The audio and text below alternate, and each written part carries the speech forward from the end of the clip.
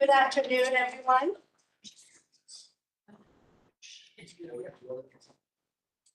Yeah, there you go.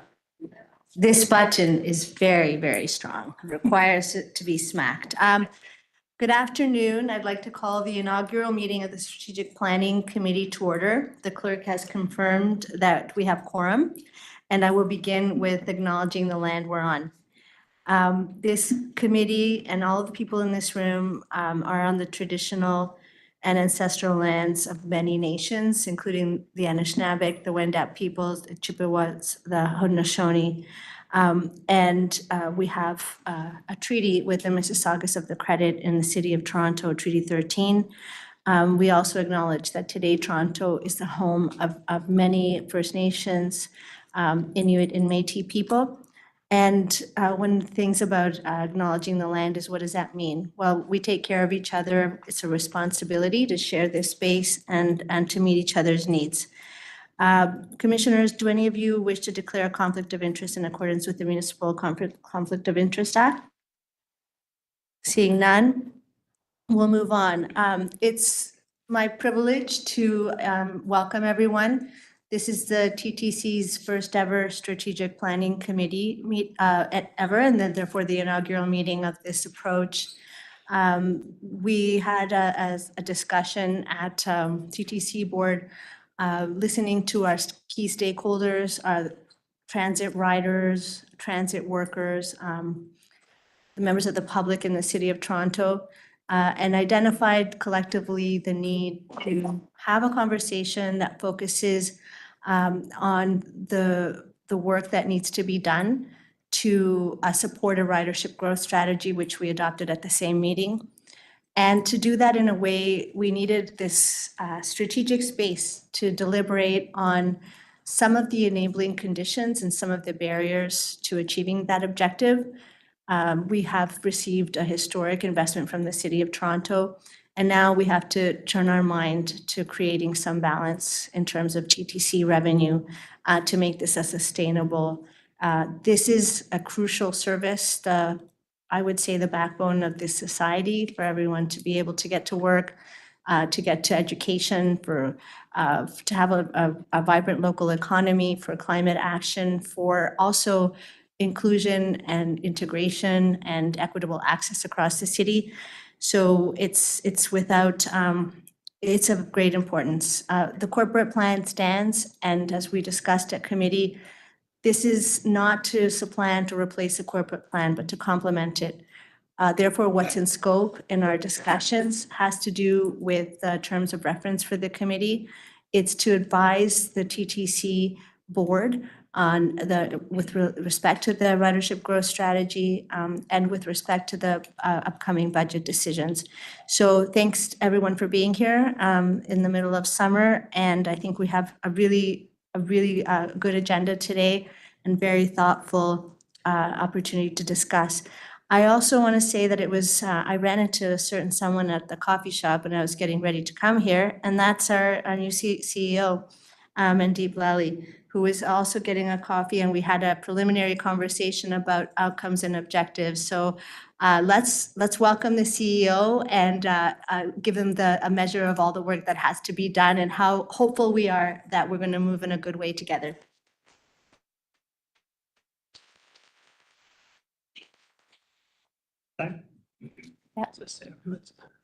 Thank you, Chair Bravo. I'm delighted to be here and part of this initial working group to take the TTC forward together. I'm so happy to contribute and make it work. Thank you. Awesome. So there are 3 items for consideration today by the committee, and I will be holding all 3 in my name for staff presentations and deputations. The presentation materials have been pre-circulated and posted on the agenda page online. We will begin with item, we should do the, that's the review, they're all held, sorry. We will begin with item 1, Strategic Planning Committee, Terms of Reference. Staff have a brief presentation on this item. And so we're going to hear from Bruce McGregor, Deputy CEO, who will deliver a presentation on the terms of reference and corporate plan. Following that, I'll invite members of committee to ask questions of staff. And then following that, we'll be able to hear from speakers. Please go ahead. The floor is yours. Thank you, Chair Bravo. It's my privilege to get this meeting started with the shortest presentation you'll have this afternoon. But you'll appreciate there's a lot of information to convey to you in a short period of time. I'm here to speak specifically, if we can move to the next slide, please, to the mandate, scope and responsibilities, which you've addressed quite concisely in your opening remarks. So I won't spend a lot of time. They're just captured here for everyone's benefit and primarily for the benefit of our audience as well, to understand the scope of this committee, pointing out specifically that this committee's task, while weighty, including our fiscal sustainability, is and budget advice, is to advise the board. And the board, of course, is then seized with providing the direction to this organization. Everything we've got to present to you today is framed on our corporate plan, which you referenced, and I'll just ask the slides to be advanced, please. Our corporate plan has 5 strategic directions. 2 of those directions are foremost in the scope for this committee. Growing our ridership, or attracting new riders and retaining existing riders and their loyalty, and placing transit at the center of mobility in the City of Toronto. But also, of course, our 5th strategic direction, which is to address the structural fiscal imbalance that exists in this transit agency. And that's not a surprise. We are not alone with respect to the limitations of our financial capability among our public transit peers. So our corporate plan was approved by the board last year and sets out the course of action over a 4-year period for us under those strategic pillars. I'd be remiss if I didn't mention that safety is not only mentioned in several of those pillars, but also underpins everything we do across this organization, whether that involves safety to our employees or safety to, of course, our passengers that we have that have entrusted us to convey them to where they need to go throughout Toronto. There are copies of the corporate plan, I'm pleased to see, in front of you all. And of course, there's a QR code for anybody who wants to scan it, and they can find it readily on our website as well. I'll move to the next slide. Just to also help in the framing of this discussion, we framed this around the terms of reference, which you've described for the Strategic Planning Committee. We took that direction from the board setting the Strategic Planning Committee in motion at their January meeting of this year. But we're also informed by the resolution of Toronto City Council, which I know Chair Bravo was moved by you, for this organization to give some direction to, or to give some attention to the level of subsidy constantly required by the City of Toronto, and to look to advocating to other levels of government, to look to fair policy, fair collection, and ridership growth strategy, as well as implementing the recommendations of the Auditor General on fare evasion to try and close the gap when it comes to that ongoing and increasing subsidy required from the City of Toronto. So with that, unless there are specific questions to where we're going from here, you'll have the pleasure next of listening to our finance team. Eric Frank and David Metcalf are here. They're amply supported as well by John Montagnez, who's in the background here, and will be presenting about 6 slides to you. It's a short deck, but an important deck to give you a sense of scope in terms of our financial challenges. They also have, if there's an interest from the board or from others, they've also got a couple of slides in backup. I call them the antidepressant slides. Those are the slides that demonstrate to you that we're not alone, that we share the experiences we have relative to ridership growth and some of our challenges financially with just about every public transit agency on the planet. And then the core of the presentation will be turned over to Josh Cole, my colleague, and he'll be speaking to you in great detail, supported by his team here today, on the subject of ridership growth. So thank you, Madam Chair. Thank you. Are there any questions from committee members about the presentation we just had? Commissioner Mihevc. I'm trying to understand the scope of work before us. And is it? I really pressed that thing. Okay, thank you. Is this a strategic planning committee around ridership growth, or is the whole TTC in this strategic planning process? Like, what do we talk? What's the game here? So I would answer that by suggesting we have a strategic plan. That is our corporate plan. It's approved by the board. It's got 5 pillars, 5 strategic directions, and I haven't found anything that doesn't fit within those directions. The game here is to address the 2 resolutions, one being from the board and the other being from the City of Toronto, to look at what measures we can take to grow ridership, to enforce fares, and to close the gap, the funding gap constantly required on successive annual budget efforts with the City of Toronto. I see that as the primary purpose. The committee is also tasked with advising the board relative to the upcoming budget that we'll be presenting to the board and ultimately through the board to the City of Toronto. So you are equating a corporate plan framework with a strategic plan. They're one and the same from our perspective. Our strategic plan is, in fact, what's titled our corporate plan. Commissioner Fenton? No, I'm sorry, unless Commissioner Mahavik is. Oh, I'm sorry, Commissioner Mahavik. Okay, I'm finished for now. Okay, that's what I intuited, but I should have checked. Go ahead, please. Terrific. Thank you. So as part of our mandate and understanding obviously that we just recently passed our strategic plan, those pillars are going to be in existence for the next 5 years. We're working toward them providing advisory. How tactical do you expect us to get as we start to think about the success and failure of some of the initiatives that we have planned? So I think that opportunity is presented to the board. And in fact, at the next meeting in July, you'll have an update. Karen is here at the table as well and is responsible for not only having produced the corporate plan, but also bringing regular updates to the board. And there's one of those updates coming. And those will be updates that are informed with not where we think we are, but where we can demonstrate what we can demonstrate we've achieved through the KPIs that inform those measures. Karen, did you want to comment or? Okay, because I know the last time we had this discussion around strategy planning, we really wanted this document to be something that lives and continues to iterate over time. So I imagine that part of our mandate will be to at least provide some advisory on some of the tactics and elements that go into those affairs without totally stepping on your toes on what's right or wrong. But does that seem accurate or appropriate? That's actually a very good description. It certainly is to elaborate and be more specific on what are the particular tactical actions that can continue to help us move forward in bringing back riders, to grow our ridership, and to help actually address our fiscal sustainability gap. And so the corporate plan is a high-level framework that guides our organization internally. But I think the opportunity here is to get into much more specific actions and opportunities through each successive budget process that you could put investment dollars towards that might help bring back riders, actions that we need to take as staff to more specifically try to bring other orders of government to the table to close the gap that we've discussed. Okay, last question, and this may come across as stupid, but in the next 5 years, when we have to now build a new strategy plan, where does the involvement of this committee either start or end? The chair, I think that's actually, there's an opportunity for the board and this committee to actually help design what that process could look like for the next term. Okay, got it. Okay, terrific. Thank you, Chair. Thank you.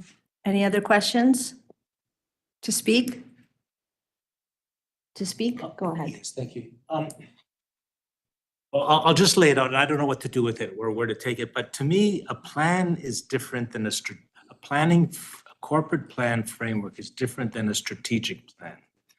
I have a plan for today. It was to, buy milk on the way home, and then I have to take out the garbage, and so I have a plan. But you know what? The strategic thing for me to do was to be here.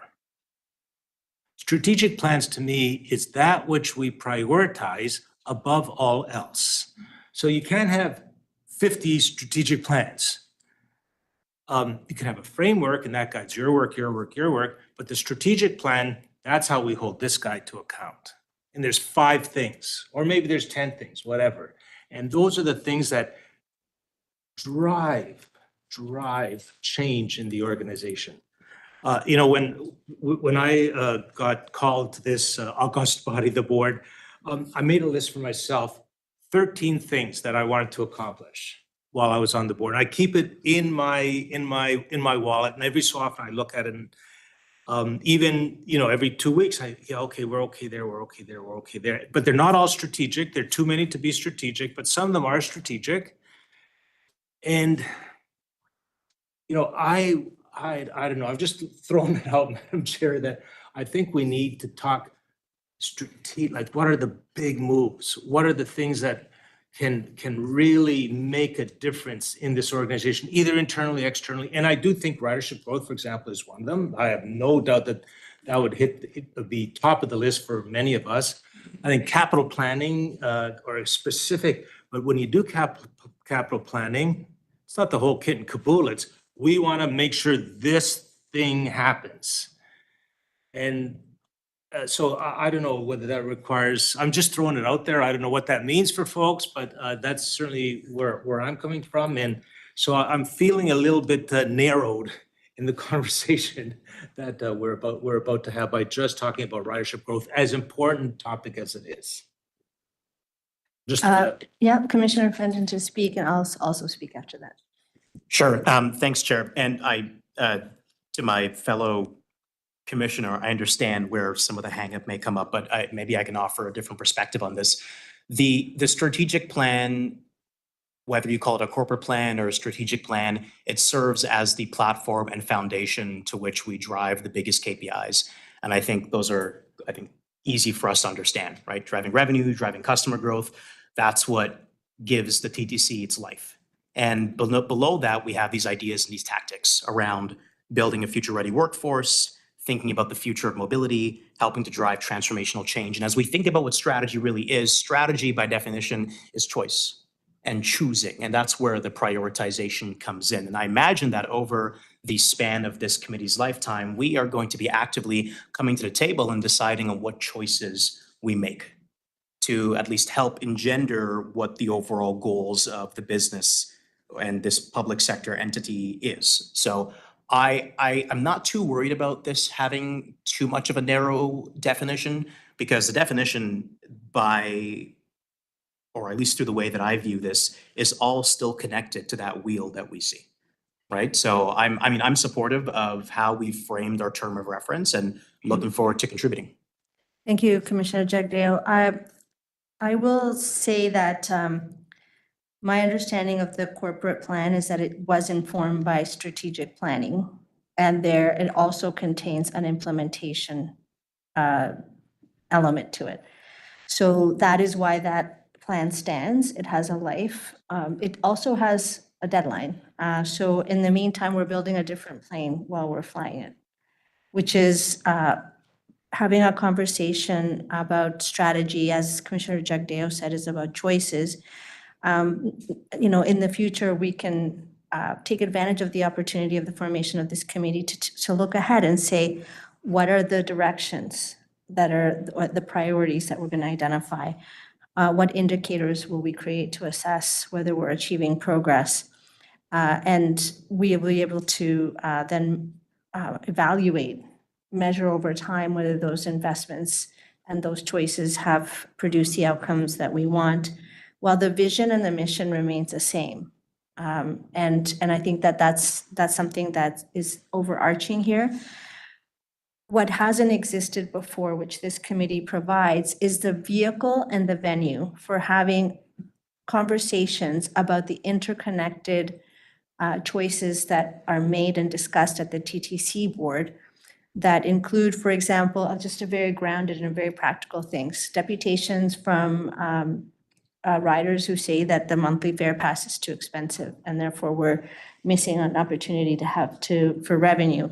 At the same time that people would like to see increased bus service, or what do we do about short turns for line management? Is that a barrier to people feeling like they want to ride transit? How does slow zones fit in? All of these things together, what is the impact of having longer hours of closure on a Saturday night on ridership? what's driving here is that by centering ridership growth, we're setting ourselves an objective to grow the customer base, grow the constituency of people that rely on this and will stand for it as we need to face other orders of government to ensure that we get the support that we need. And to make sure that those choices are being informed by the people who are driving this, which is the people that use our service and the people that work in the service. And recognizing as well that the City of Toronto is a core stakeholder. So it's, however imperfect, I think that scoping this is crucial because we have a budget process that's already underway. We're meeting for the first time in July ahead of the budget decisions that are in the budget that will be approved by a committee at the TTC Board. And I would like to also just scope expectations for now. This is something new, innovative, I hope. And we are creating a container that we can carry forward for that next year it's stronger and starts to meet sooner, and then gets to a place where we're robust enough that we can, in a very helpful way, help to shape the next strategic plan. And at that opportunity, we can maybe make more distilled, to Commissioner Mahavic's point, what the strategic directions are, and then what the implementation plan that goes underneath there is. So anyone else to speak? No? Okay, thank you. So I'd like to, can I get someone to move this item, to receive this item? Commissioner Jagdale, all in favor? Opposed? That's carried. Let's go on to number 2. Item 1.2 is key trends on TTC expenditures, revenues, and opportunities for sustainable growth. To give us a presentation is David Metcalf, Head Business Management and Performance, and Eric Frank, Manager of Performance Reporting. And these trends are to make sure that we're all proceeding with the same information as we start to shape the conversations to come. Welcome and thank you very much. Through the chair, thank you all so much for providing the time to speak today. As mentioned, my name is Eric Frank. I'm the Manager of Performance Reporting. With me is my boss, David Metcalf, the Head of Business Management and Performance. And what we want to do with this presentation is kind of link back to that motion from the city signaling that we need to reduce our reliance on property tax, but also link to the problem statement in the corporate plan in Pillar 5 that there is a fiscal gap. So we want to kind of give you a story about the history on revenues, expenditures, and our subsidy, and then kind of forecast that out a bit to kind of show you what that gap is. We'll be focusing on just the operating budget and just TTC conventional. And what I'm hoping to get is 2 messages across. One is that revenues and expenditures are not linked. Revenues tend to go up and down due to various internal and external factors, whereas our expenditures are in a fixed cost structure and they tend to go up. So a 10% drop in revenue does not mean a 10% drop in our expenditures. The other piece I want to highlight and hope gets through is the ridership growth strategy is very important and is crucial to our success in closing the gap, but it is not the only strategy we need to pursue. And again, Pillar 5 kind of spells all those out for us. Sorry about that. And just to get back to the gap, over the past 3 years, we've received historic investment from both the city and the province. Our subsidy from the city over the past 3 years has gone up nearly 500 million. And from the province, we've incorporated over 200 million from the New Deal. So nearly $730 million our subsidy has gone up in just the past 3 years alone. So getting into the presentation, just want to start with kind of a history of ridership. And the chart here starts with 2003, but we could go further back. Just a fun fact, our ridership level today is actually at the same level it was back in 1991, where after that we saw a big drop due to the recession, and we struggled for nearly a decade to kind of bring that back up. In 2003, we introduced the 2003 ridership growth strategy, and it was very successful. Between We started implementing it in 2004, and we included investments for peak and off-peak service improvements that really kicked off a surge in growth. We were actually growing our ridership faster than population growth. That growth continued until 2007, where it kind of stabilized and continued to grow with population growth. Then we had the 2008 financial crisis. We did not cut service, so we didn't see ridership drop, but it still kind of continued with those minimal growth periods. We then hit 2011 and 12, where we did make service cuts, and these impacted less frequent but more crowded routes. So we didn't see a big drop until about 2014 or so. We did restore those investments in 2015, but our ridership actually peaked in 2016 at 538 million rides. After that, we saw a slow decline, but I want to stress here that the decline we saw is not just a TTC trend. If you look across North America, you see a similar decline in the ridership, where it peaks in 2016, slow decline, and then COVID happens. And so we don't know the full reason why it dropped or it stalled like that, but some of them could be the introduction of rideshare. Uber came to Toronto in 2023.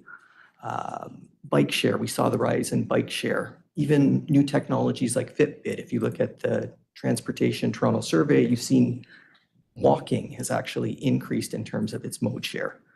Another thing I was just looking at the other day was work from home could have actually started a lot earlier. One of my staff members found a study showing that in 2019, and this is a US study, but I would assume the results mirror here, that work from home in the US, 40% of workers were on some form of hybrid. So then we hit the pandemic, we're starting to see a recovery, but our travel patterns have changed. We're actually seeing higher growth in our off-peak periods versus our peak periods. So since 2003, we've seen our population increase by 25%, but ridership right now is only 10% above that. But if we look at the expenditure side, that's not the story there at all. If I go back to 2016, where we peaked in ridership at 538 million rides, our revenue was at 1.2 billion, and our expenditures were at 1.7 billion. In our budget today, we have a budgeted ridership of 439 million rides. Our revenue sits at still at 1.2 billion, so kind of the same level as we were in 2016, but our expenditures are now at 2.6 billion. So that brings me to the next slide to kind of speak about our expenditures and why they've risen. So like I said, since 2019, our expenditures have risen $725 million. This is a 6.3 average increase per year. And what's driving it, 51% of that comes from our salaries and benefits, so our contracted benefits agreements, as well as our benefit utilization. Over this period, we've seen a big increase in our WSIB costs, specifically related to traumatic events and assaults on our operators. The second piece then is our service costs. So it's the line 5 and 6 startup costs, it's the approval of our service plans, and it's dealing with operational impacts such as addressing congestion. So back in 2013, we were going 20 kilometers per hour.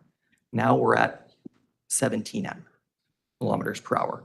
So that's actually a 17% increase in the number of hours we have to add to deal with congestion. So to go the same number of kilometers as we did in 2013, we actually have to add 17 more percent service hours.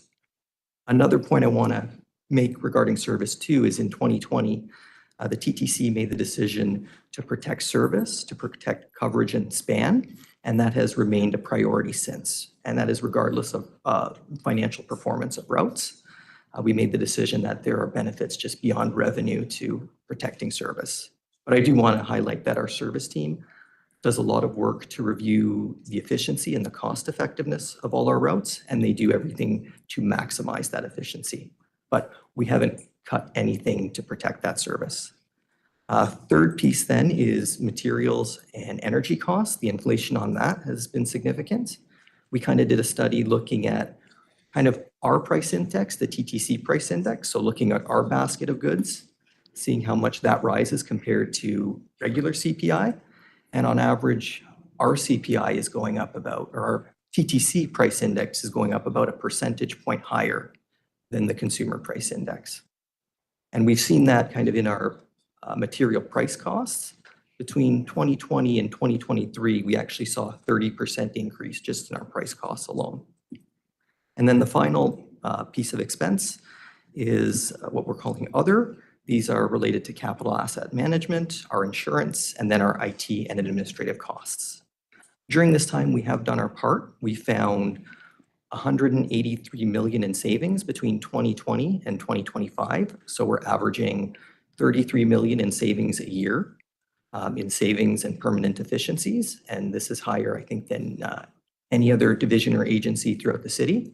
If you take that back to 2019, we found 232 million in savings and efficiencies. So that kind of defines the fixed cost structure we're on right now. And going to the next slide, looking at our subsidy, back in 1997, before amalgamation, the city covered 11%, the province covered 11%, and we covered about 80% of our total expenditures. And fun fact, prior to 1971, TTC actually covered 100% of its expenditures. Then in the early 70s, we moved to the Davis formula, where it was decided that the city should cover 66% of its expenditures, and the province and the city would split half and half that final third. With amalgamation, then that formula was abandoned. The burden was then fully on the TTC and the city. Although when we needed it, like the financial crisis, safe restart, with the gas tax, the province has stepped up. But as you can see, throughout the early 2000s, late 2010s, we were able to maintain around that 66 revenue cost ratio. Where we are right now, though, is our revenue cost ratio has actually fallen to about 44%, with the city making up the difference there at 43%. That's where you see the doubling of the city's subsidy between 2019 and 2020. And you can see our revenues are pretty much at the same level, but a significant increase in our expenditures. Right now, today, the cost per rider is $6. So if we were to go to a full cost recovery model, every ride we would have to charge our customers $6 a ride. Right now, in terms of average fare, we're making about $2.46 in fare revenue. So looking to the future, what we did is we presented you some outlooks at the 2025 budget. We said in 2026, we're looking at a $120 million budget pressure, but that didn't include anything for new and enhanced, anything service related. So what we've done here is try to increase those outlooks with new information to make them as current as possible, and then extend those outlooks for another 5 years based on known factors, like looking at the Bank of Canada's inflation rate, estimating contract benefit increases, estimating service increases, and potential new and enhanced increases. And over the next 5 years, we're looking at a $1 billion increase in our funding requirement. So our funding gap is about $1 billion. I do have a 10-year one out there, but it's not as developed as the 5 years, so I don't want to go too deep into it.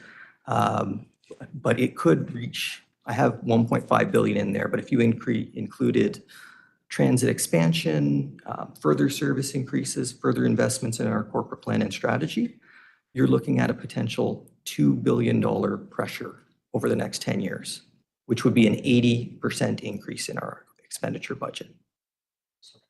Is that operating? Just operating, yeah, just operating and just conventional.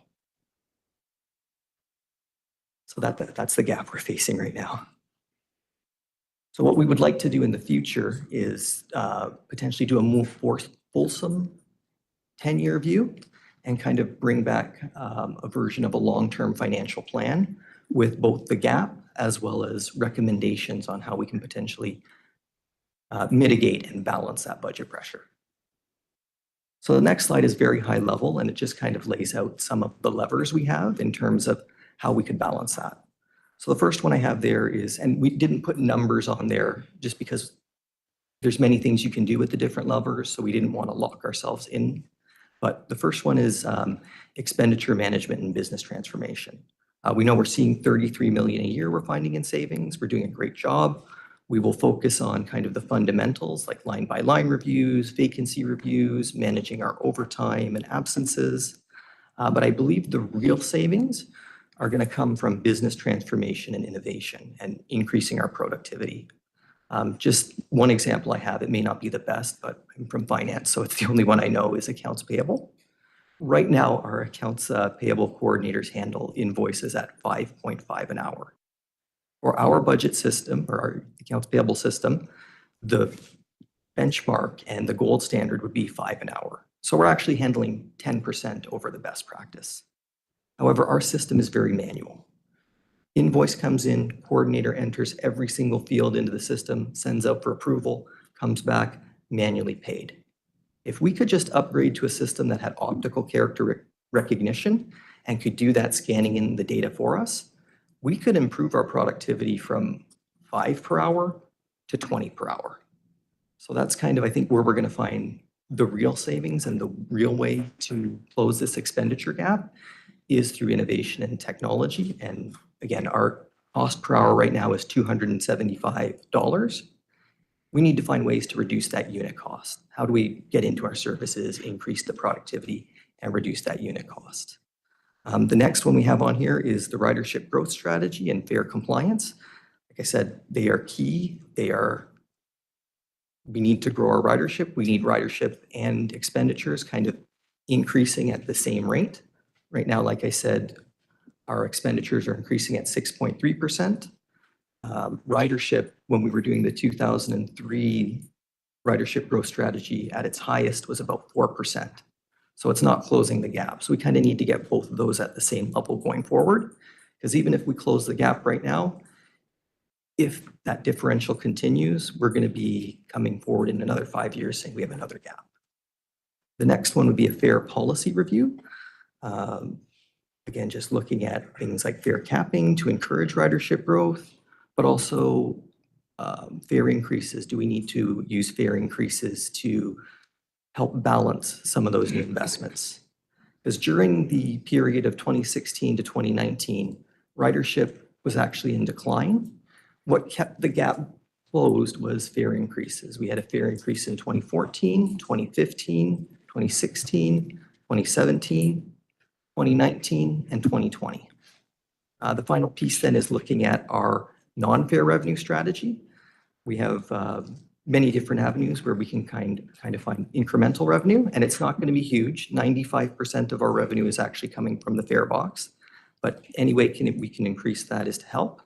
And then the final thing we need is a funding strategy, whether that be subsidies from other orders of government, or if they enable us with maybe other revenue tools that we can use to help fund the gap. And again, if you look at other jurisdictions, I don't want to scare everyone because every transit agency right now seems to be facing a fiscal cliff. New York has 675 million. They went to congestion pricing to help fix that. They actually, back in 2020, actually did a rideshare tax.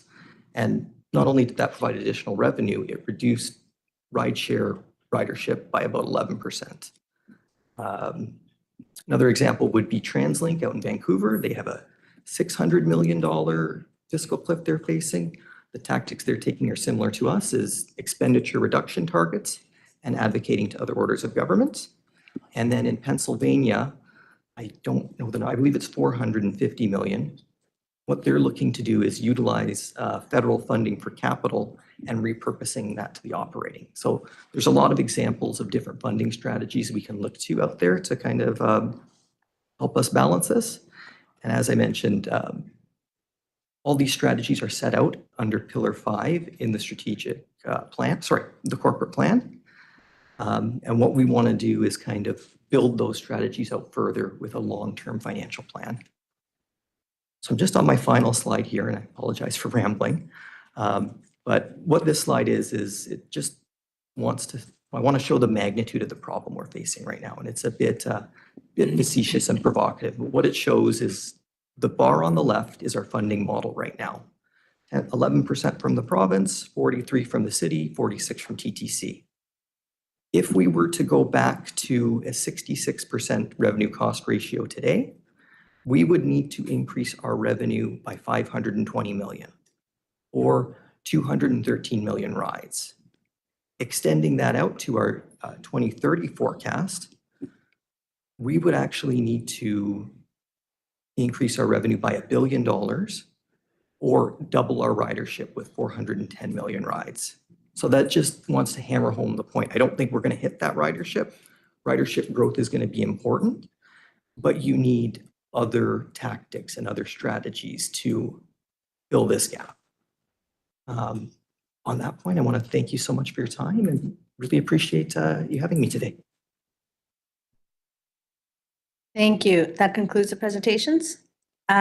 Questions from committee, Commissioner Jagdeo. Thank you, Chair. Thanks for your presentation, Eric, supported by David. Yikes. Yikes is what comes to mind first. The $6 to cover the full cost recovery, do you know what our subsidy compares to regionally or against other global agencies? If you 1 second, we have the summary of the revenue cost ratio. Amazing. We have it both for North America. Just North America generally is what I'm curious about to start. Let me bring that up right now. Oops. Sorry about this. No, take your time. 28, sorry about that. Name these two. So here we are. We kind of sit at the top, you can see there. But again, you can see how much ours has dropped. And I think the issue is not levels compared to everyone's, but I think it's the shock from going to 70 to 43 in a couple years that we're facing right now.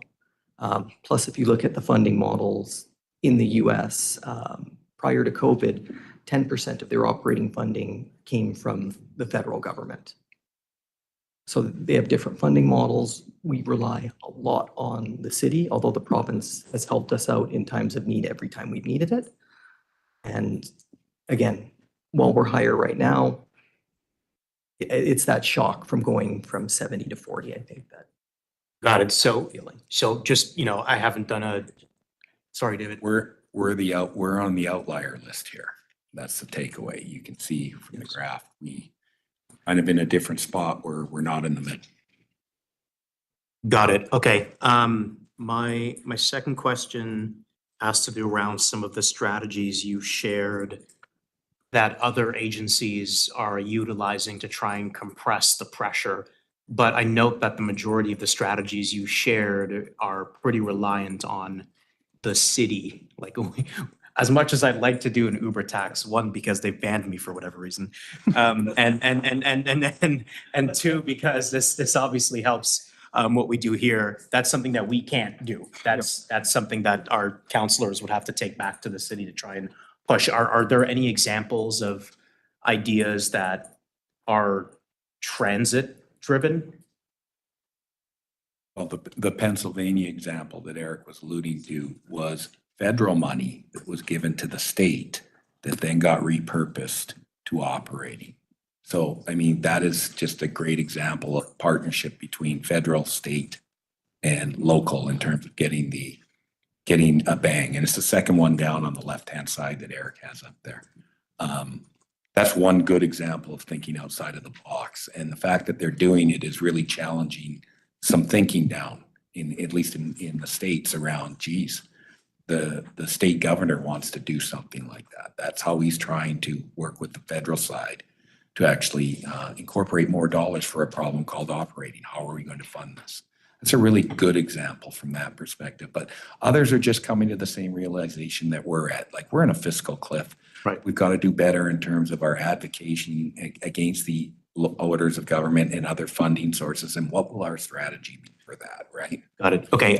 Last question. This is more generally, I don't know if it's for David, Eric, or for Bruce, but obviously it's clear that growth strategy has there's going to be a plateau, right? And the fact that we haven't grown ridership beyond population growth for the last, 10 years is a bit of a challenge. And that's what historically we're looking at. As part of this committee, are we also going to be having some deeper discussions on non-fare revenue strategies and what that looks like on a more bigger picture for transit? So I think Josh is reaching for his button because Everyone's reaching. in the subsequent discussion that Josh is going to lead, there's going to be a discussion on ridership growth, some of the internal influences, the external influences, and we have touched on recently the opportunity for third-party revenues as well. And a benchmark suggested at the time, I think, was about 7%. And we're performing in that range right now. So we like to target things that we can realistically achieve. And if no other transit agency is achieving them, we wonder if they're in fact achievable. There is a decline in advertising on our system generally because most people are on their devices. If I could just add through the chair to the commissioner's question, and maybe it links back to the earlier conversation about the focus of this committee. While today kind of launches our discussion about ridership growth as one of these many levers that we need to kind of address this gap, I think we've envisioned that down the road, there would be those other conversations on the expenditure side, on the non-fare revenue side, on the fare policy side. And so to the commissioner's question, the board did approve a non-fare revenue strategy. And so we have that in place and that'll keep kind of us driving forward. But at the same time, I think there's if this is the deep dive day or a couple days on ridership growth, we would anticipate there'd be similar conversations about those other levers. And then obviously the one that's the really, really big one there is the funding strategy and a look at that. Noted. Okay, thank you. Commissioner Mihevc and then Chair Myers. Thank you.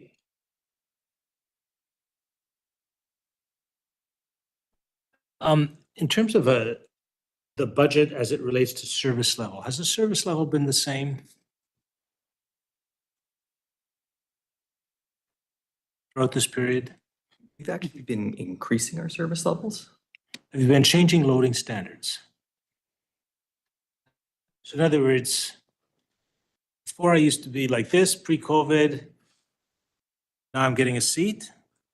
Through the chair, service standards have changed across the kind of the period of analysis here. And so one of the things that you all had the service standards as an attachment to your agenda. One of the items that we'll be talking about at this committee and want input from this committee is on service standards, because ultimately that is one of our main levers that of course influences whether riders will come back and what the service looks like out there, but also the budget and the costs that come with those service standards. So not to put words in the mouths of any commissioners who kind of form this committee, but I think part of that kind of, the concern was how do we have clarity and transparency around service standards and a shared understanding around them, but also how can the board at the very least be informed around the service standards or maybe even imprint upon or prioritize what those service standards should look like. So that would be a natural conversation that comes out of today and I think is on the next agenda.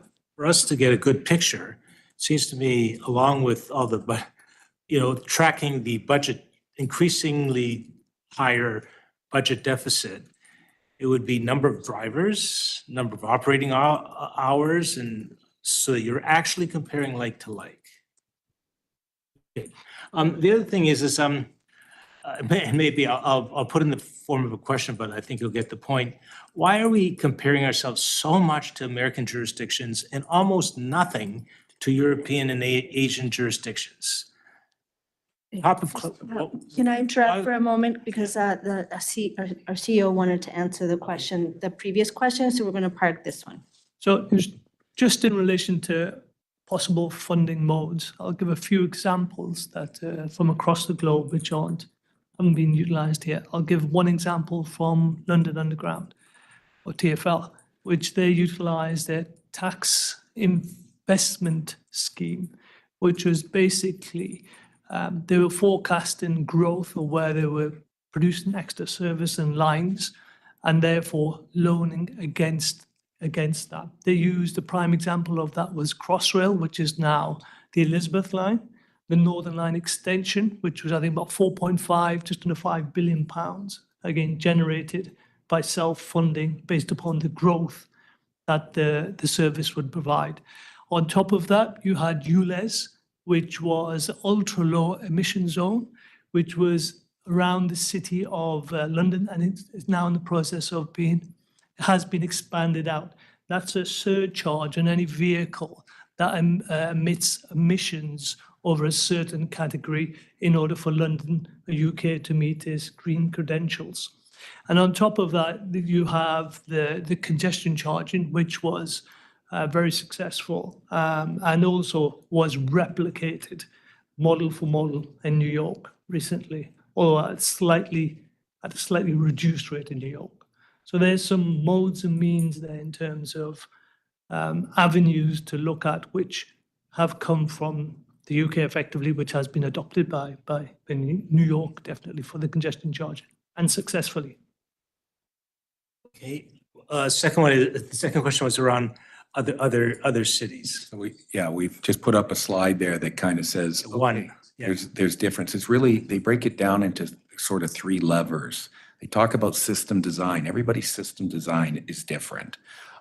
They also talk about the purpose, which is things like safety, reliability, customer, and then finally affordability. So those three things drive the story no matter where you are in the world. And it's how they're playing with those levers that make it different. You can see from this slide, the Americas are having trouble as opposed to the Asia experience or the European experience. They're at different levels, and there's different maturity there, different system design. No, absolutely. Yeah. But it just seems to me that it would be wise for us to compare We're those looking to at- we're best in looking for class, those not American in class. And here's my last question. In the municipal world, and I think the foremost thinker in the city of Toronto was Professor Enid Slack, who did lots of work around municipal financing. And so, it's not like we've scored any big goals at the municipal level, but we did get the land transfer tax. And, there's ongoing discussion. And sooner or later, we're going to score another goal around HST or parking revenues from parkings and so on. It seems to me that and this is on even a Canada-wide, North American-wide level, we don't have that conversation around public transit. So what are the big thinkers doing? And it seems to me the first piece of work, and so I'd like your response to this, is to say, okay, the places where it is working, the Viennas of the world, the Parises of the world, the Tokyos of the world, what's their secret funding formula that allows them to just, Vienna has double our ridership? And are there, this being a strategic planning committee, what's the strategy? How can we contribute to the city conversation that the mayor and her team are having with the province and the federal government and say, you know what, if you really want to support public transit, here's something. Maybe it's the congestion charge. Maybe that's it. Maybe that's the magic bullet. But I think, do you not think that we as a TTC need to identify top three things? This is going to be a game changer, giving us the money that we need to do to survive, and also giving us the money that we need to grow. I'm totally agreeing with you. And as we're going through this sort of committee, you're going to hear words like safety, reliability, affordability. Those sort of terms mean something when we start breaking it down in terms of how are we going to change things going forward, right? So I think that's the key, is to recognize it, which is why we put the slide deck together to say there's this fiscal problem here, and how are we going to address it and bring it all together, right? Doing it bits by bits doesn't work. It's integrating all of these pieces together to have that sort of approach. When you started this conversation, I heard you say choices and actions. This is what we're talking about here. We're right now having a conversation about choices and actions here. We're talking about strategies. We're talking about the actions we need to do to effectively get those strategies. And we need to bring those to this table and shape them and prioritize them and move them in a multi-year sort of perspective instead of just looking at it from a year-over-year perspective. And so that's the goal here, to bring a 10-year sort of plan around all of these different strategies together so we can play with those sort of levers and then decide as a group how we're going to move forward. And I think just to build on what David said, what we'd like to do through kind of that long-term financial plan is bring you back that menu of what are the revenue tools that could potentially be advocated for that would support transit. Me and Karen actually worked on the first LTFP back in 2018, and part of that was bringing back a list of what are the revenue tools the city could adopt as part of their long-term strategy. So we would love to do that work and bring that back to this committee for review and consideration. Thank you. And final questions for Chair Myers?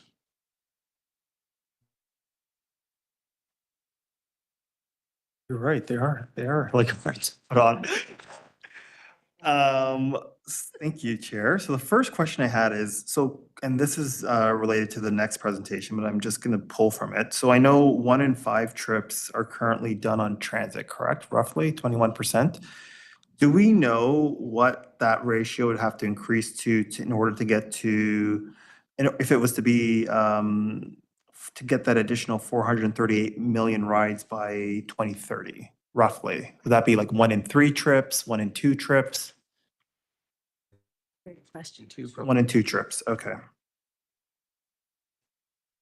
So that's kind of what we're aiming for 1 in 2 trips to be TTC related. And when we say trips, are we talking the entire trip or part of the trip? So for example, if I take my bike share to the subway station and then go from the subway from point A to point B, and then from point B, take a ride share, does that count as a trip for this purpose, or are we talking exclusively TTC? Through the chair to the chair. So yes, we need to count that revenue ride. So that's why we have the revenue number plus the ride. At the end of the day, if kind of the 2 proxy kind of numbers are, it would require us doubling our ridership. But the other part of the conversation that we'll get into is that, it's setting a strategic priority around shifting mode. Is the TTC okay with someone leaving that single occupancy vehicle trip? And if that is to a link trip with the TTC, or if it's just walking and biking, we don't have a position there. We would suggest and recommend that still is okay. Our revenue model doesn't reflect that, though. That shows a ride not coming to the TTC because we don't get the revenue source. So a longer answer to your question, but I think there's some nuance there, an important thread to pull on in terms of how we frame what our goals and objectives are around ridership growth. Thank you. So I think as we go forward, I think that will have to be teased out more in terms of like, what are we actually, like, is that, for me, I think I'm indifferent, because whether you use TTC for part of your trip or your entire trip, TTC gets the same revenue. And it's probably cheaper for TTC if someone took the bike share to the subway, because then you have to run less buses. Because not all of the service we provide is equal in terms of what it costs us. So a nuanced message, but correct. So as part of this sort of strategic planning and thinking, can we sort of have an official position on this in terms of, are we okay if a trip includes other modes of transportation, so long as TTC gets a revenue along the way, or a piece of the revenue along the way? Through the chair, that actually is a policy position we are supportive of already within our corporate plan, within the 5-year service plan. We want to integrate our network with other sustainable modes of transportation. So absolutely. And is that going to be, and that, I guess we'll get to that when we do the ridership growth strategy, in terms of how do we integrate the sustainable modes of transit, sustainable modes of mobility with TTC, correct? Through the chair, completely. And that will be kind of one of the key buckets of recommendations and actions will be around integration. Thank you. And then the next question is regarding the expenditure management and business transformation. Are we, in terms of an area of potential savings to close the revenue gap, are we going to be getting sort of a list of those items as we get closer to budget? For example, if we invest, just making up a number, $1 million in a new vendor payment system, yes, we'll spend $1 million upfront, but we're going to be saving whatever, because now it's much more efficient to process payments. Yes, as part of the budget process, we have a whole business case structure in place where they need to bring back that cost benefit analysis, as well as those metrics to show if there is something, a capital expenditure up front, what is that operating impact down the road? What are those benefits we're going to see? And then we kind of need to do that net present value to see. And that will be coming to the next meeting of the strategic planning committee, where I guess we'll be discussing budget, correct? John? 3. We have, through the chair, we have a schedule. Okay. We're trying to work out. And so the sequencing, but to your point, yes, we need those conversations to inform the budget making process. Okay, and then final question. I see the non-fair revenue strategy.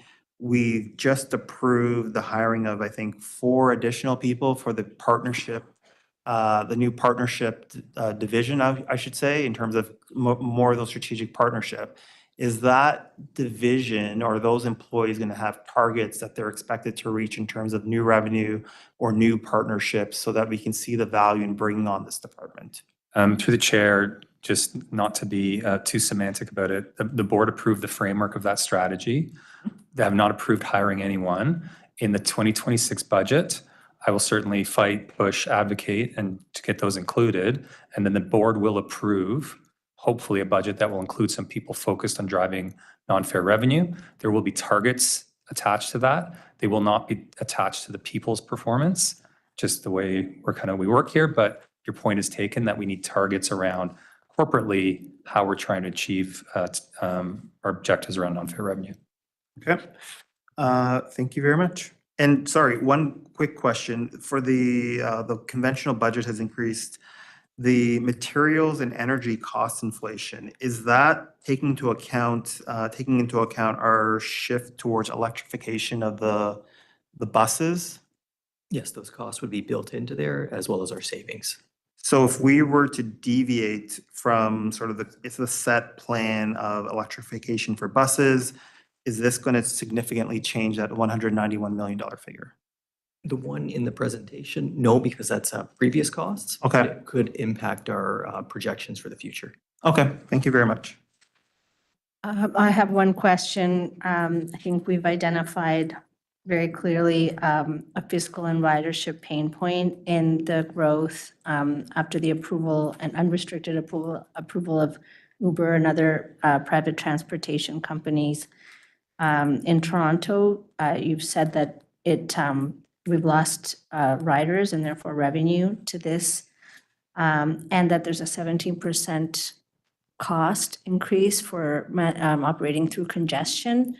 I think that I'd like to hear more about the rideshare tax that you mentioned. It's not in the slide.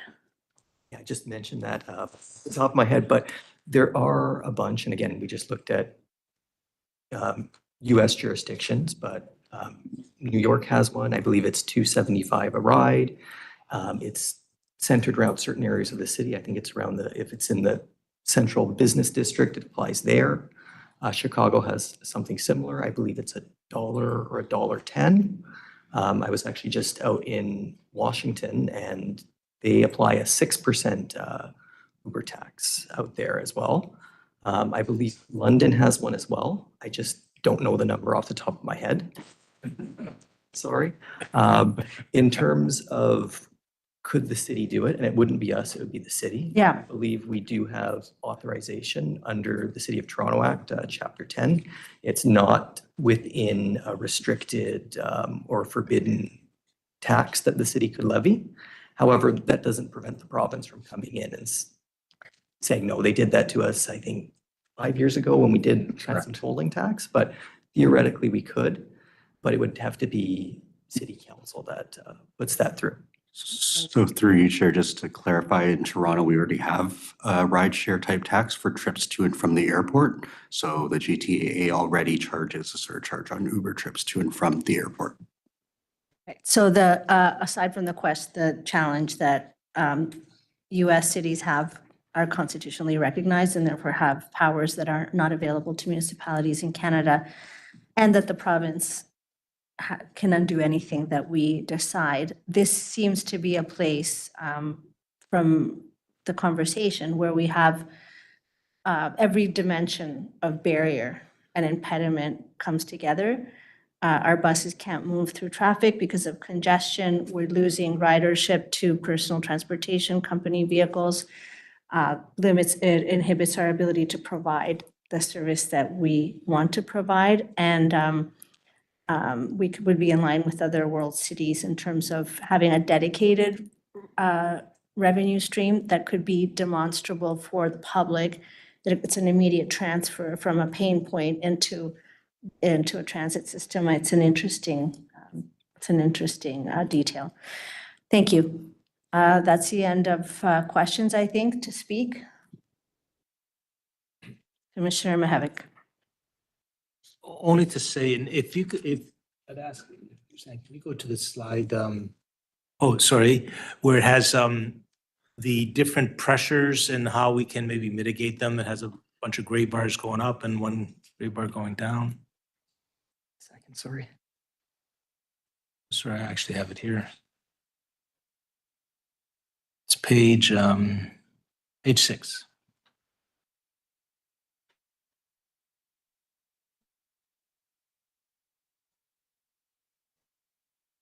So to me, the strategic thing is the funding strategy required. That's where the action is. Everything else there, we've been there, done that. We know how to do that. We're pretty good at it. We have some tough decisions to make with the city, of course, around fair revenue, tough decisions around management, where the staff are, where the staff shouldn't be. And I'm sure the new CEO will be very deeply engaged in that. But this is where the blue area is where the creativity is.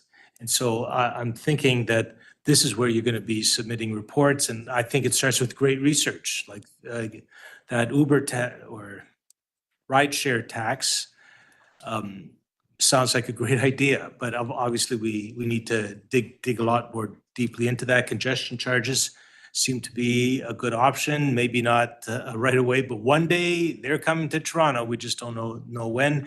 And there might be other ideas that come from other larger jurisdictions. I for one, would like a jurisdictional scan of the brightest and the best ideas out there. And I think that can inform where we can go as a city and as a TTC. Thank you. Any other speakers? Do you want a motion? Do you need a motion for that?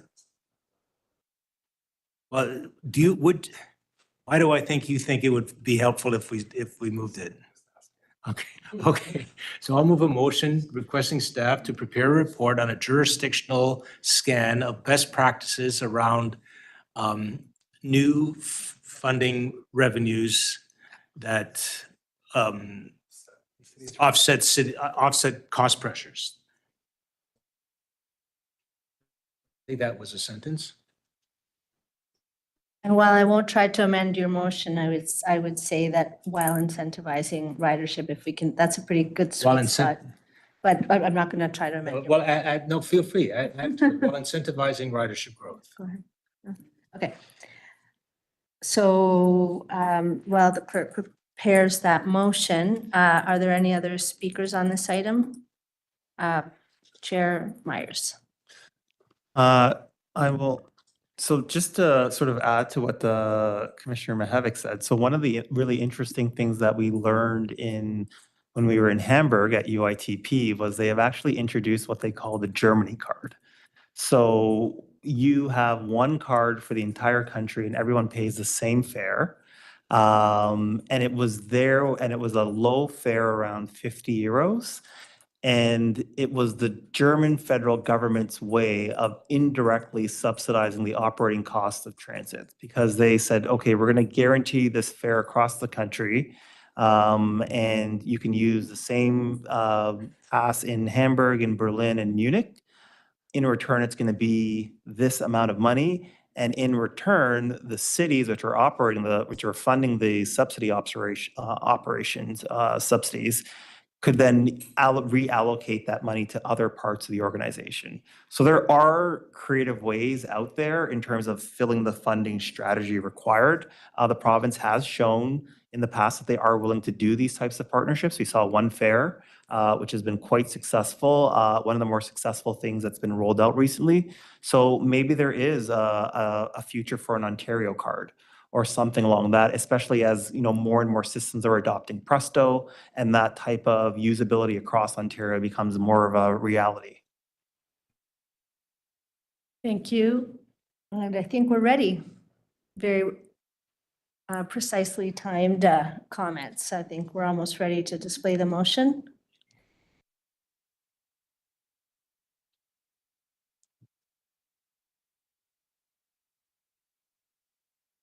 On the motion by Commissioner Mihevc, all in favor? Opposed, that's carried. On the item as amended, all in favor? Opposed, that's carried. Thank you. Now we're going to the meatiest part of the agenda. Item 1.3, Framework for Ridership Growth. I am going to break from the way that convention is, it's allowed in the procedural bylaw, is to have the presentation first and then invite speakers to depute so that you are able to calibrate your remarks to what you're going to hear. And then we'll go to questions of staff and then to speakers. Yeah, if that is, unless anyone objects on the committee, no. So we we're going to hear first then from Josh Cole, Chief Strategy and Customer Experience Officer, to deliver a presentation on the framework for ridership growth. Thank you, Madam Chair. And I'm not sure whether our bylaws allow it or not, but I'm happy if you interrupt me through the presentation with questions or comments. I think more than anything, this is a starting point of a conversation, and we want to make sure that certainly this committee and the board in general feels that they have their imprint and voice heard. And so we're anxious to hear. I'll stop you for a second. I think that we should, I don't think there's anything in the bylaw, the procedural bylaw, that prevents an iterative conversation. However, I'll ask commissioners to please put up your hand to indicate that you want to ask a question, and that if unless they're very pointed, specific questions of clarity, to leave them at the end in questions. Sure. Do I have consent from the committee on that? Go ahead. Thank you. Okay, perfect. And a conversation, so thank you for Eric and Dave for giving us all the good news. And I think what we hope to do now is level set on kind of where we stand and what our kind of current state is, but then also speak to kind of what some of the changes in current state are around ridership and how we might begin to look at how we'd grow that. And so while we have this fiscal issue, we also want to kind of a level set on where we are in terms of who's riding. And so the one thing we do know is that we has been clearly demonstrated, we have fewer boardings, around 350,000 fewer. And we think that's largely because of hybrid work.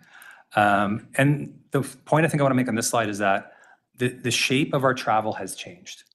So Mondays and Fridays are not what they once were, right? Weekends are growing. And so while we know what types of trips people are taking, the shift of the patterns has changed. And we think that's a new normal. And so we think we want to kind of level set on that as we start talking about where we're going to grow from. So maybe just the next slide. So not to belabor the point, but we know our ridership's down. But the one takeaway here is we want to kind of emphasize is that trips are down in every way and shape and form. And so fewer people, whether it's by vehicle or by transit, are traveling around our city. And so if you can see the 2019 versus 2025 numbers, we just have fewer overall trips. I think we know what a lot of the reason is for that. But it starts to lead to the question, well, how do we grow ridership if fewer people are taking trips around the city? And so that kind of leads us into the next slide around, well, where can we kind of beg, borrow, steal, or cajole from in terms of getting those kind of new riders or customers? And if you look at the mode split here, it's interesting to look at it across the length of trips. We're actually pretty good in short trips. If you look at the 0 to 5 kilometers, it's a pretty good mode split. And so not to suggest there's not opportunity to kind of grow our ridership there, but we really think as the trips get longer, the percentage of the mode becomes more heavily reliant on automobile trips. And so we think there's something to mine there in terms of what we can bring to transit. So that's kind of some of the potential in terms of where we could capture growth in terms of the mode. If we go to the next slide, we want to start to also lay the framework about where in the city can these trips come from. And so this shows you kind of some of where the hyper growth is happening in the city. Unsurprising to many of the councillors, commissioners on this table and others, obviously a lot happening in the core, but you see those other pockets, right, in Etobicoke, up and down the Yonge corridor, and with what's happening potentially with the waterfront, there'll be other areas of growth. And so as we look at how we can grow ridership, another context or kind of data point we want to feed into it is like, where are the people? Where could those rides come from? So a little bit of the context around the where. The next slide kind of speaks to the conversation around the who. Who are we trying to keep as customers or riders, and who do we want to bring to transit? And you can kind of see right now, We serve the city well in terms of kind of a broad demographic, and you kind of see the split there based on age. And so that's one way to kind of slice that pie. But for us to kind of have a targeted approach to ridership growth, we have to know who is with us now, who needs rides. And then the next slide, I think that's a really important one, is who has left and why are they leaving? And so we have really good customer data on, and continue to get more and more as we talk to customers. And I think that's part of the reason why we want to continue to do that. But who's riding right now? And so we know there's certain kind of tweaks and declines. Women make up the majority of our ridership, but it's dropped a bit. And we've certainly heard anecdotally, and we have statistics that kind of give us kind of some of the sense of why that might be happening. And we see some other categories where people are leaving us. But we know some people are leaving, or maybe are lapsed riders. Why? And so we've got survey data that begins to tell us why have they left the TTC. And I want to highlight the number one, kind of with a bullet on the top of that list, is people who don't need to travel. If you now work at home, you don't have a reason to be in a car or be in a transit vehicle or anything else. And so we know there's something there, and that's kind of the big elephant in the room. But as we drill down further, we do hear other things from customers. We hear about reliability. We hear about speed. We hear about safety. And so we know that there's work to be done there. And the way we provide our service does influence those ridership levels. And just kind of double clicking on this a little bit on the next slide, what are our customers telling us, and how happy are they with the service or not? We can have honest conversation amongst friends in this room. The reality is that we're on an uptick. We are seeing an increase back from kind of the bottoms there around the perception of our customer satisfaction. But what we hear, again, and this is no surprise, I think, to anyone, that speed and reliability influence customer satisfaction. And also there is the kind of safety and kind of, we'll call it that general customer experience perspective. It's crowding, it's safety, all those things do influence the perception of our service, and then also in turn influence whether people are going to come back to it or choose to use the TTC. Yes. On the customer safety satisfaction improvement, do we have any indication of whether that contributed to people returning? Is there a corresponding? Through the chair, we do, and it is a factor. What we've been doing is kind of a customer intercept survey where on your journey through a partner that we have, our journey planning partner, we've got over 100,000 points of data. And so we do know that is an influence for sure. It is an influence why people will return when their perceptions change. Our challenge becomes for the people who have left the TTC and have stayed away for a while, their perception is still the TTC from 2021. Yeah. Okay. Right. So that's going to be part of an action that you'll see coming in this term. So if we go to the next slide, so kind of just comparing about these kind of customer elements and what would drive people to use the TTC against the things we measure, right? And then we measure, of course, all these operational things, customer sentiment. We have all this kind of anecdotal data and subjective data coming from customers. And while you kind of see some of those green checks, like we're doing okay on some of these areas, but reliability is one we hear about, and it aligns, right? Our numbers tell us that we need to be better and more reliable, and our customers tell us the same thing. The other one is safety. Our numbers tell us when we have challenges, and our customers are telling us the same thing. And so as we look to prioritize and decide where we put those scarce dollars, we've got a pretty good key or code from our own data that's aligned with the customer feedback we're getting about our service. So all that to say that there's certain things that have not changed. People want fast service, they want frequent service, they want reliable and safe service. That's pretty consistent. But what has changed is that we're in this new world, and it's time to set a new baseline, and in turn, while we're here today, a new strategy from growth from that baseline. The old kind of world that's because sadly has gone. There's lots of things we can borrow from that, but we are in a different environment. And part of that, with that new baseline for growth and setting that new baseline, is we've actually got to do a better job, and we've begun to do this, and we've actually done it through the plan you approved a year ago in terms of our 5-year customer service and action plan, who are the groups of people that we can bring back to transit or who we think we can grow ridership with? And just some examples, these are ones we've already been prioritizing: younger riders like Gen Zs, shift workers, women, and lower income customers. And so that's work we've been doing as kind of directed by the board through our 2024 plan. But we think there's much more work to do around customer segmentation to know who these people are and why they might come back to transit and what they respond to. So just going to the next slide, part of knowing who these people are, yes, there's demographic data, we've got tons of analysis, but the other part of it is actually talking to our customers. Talking to our lapsed customers, and talking to the Toronto public in general. And this is something that we did a ton of with the 5-year service and customer experience plan. And you kind of see like really hundreds, if not thousands of touch points. And again, it reinforces what customers tell us, what they want to see in transit. If we go to the next slide, we do this again beyond that kind of 5-year plan every year with our annual network plan. So another point of contact. And that's happening right now. So I know some of you will be involved in that or have been. And then the next slide, it's a busy one almost intentionally.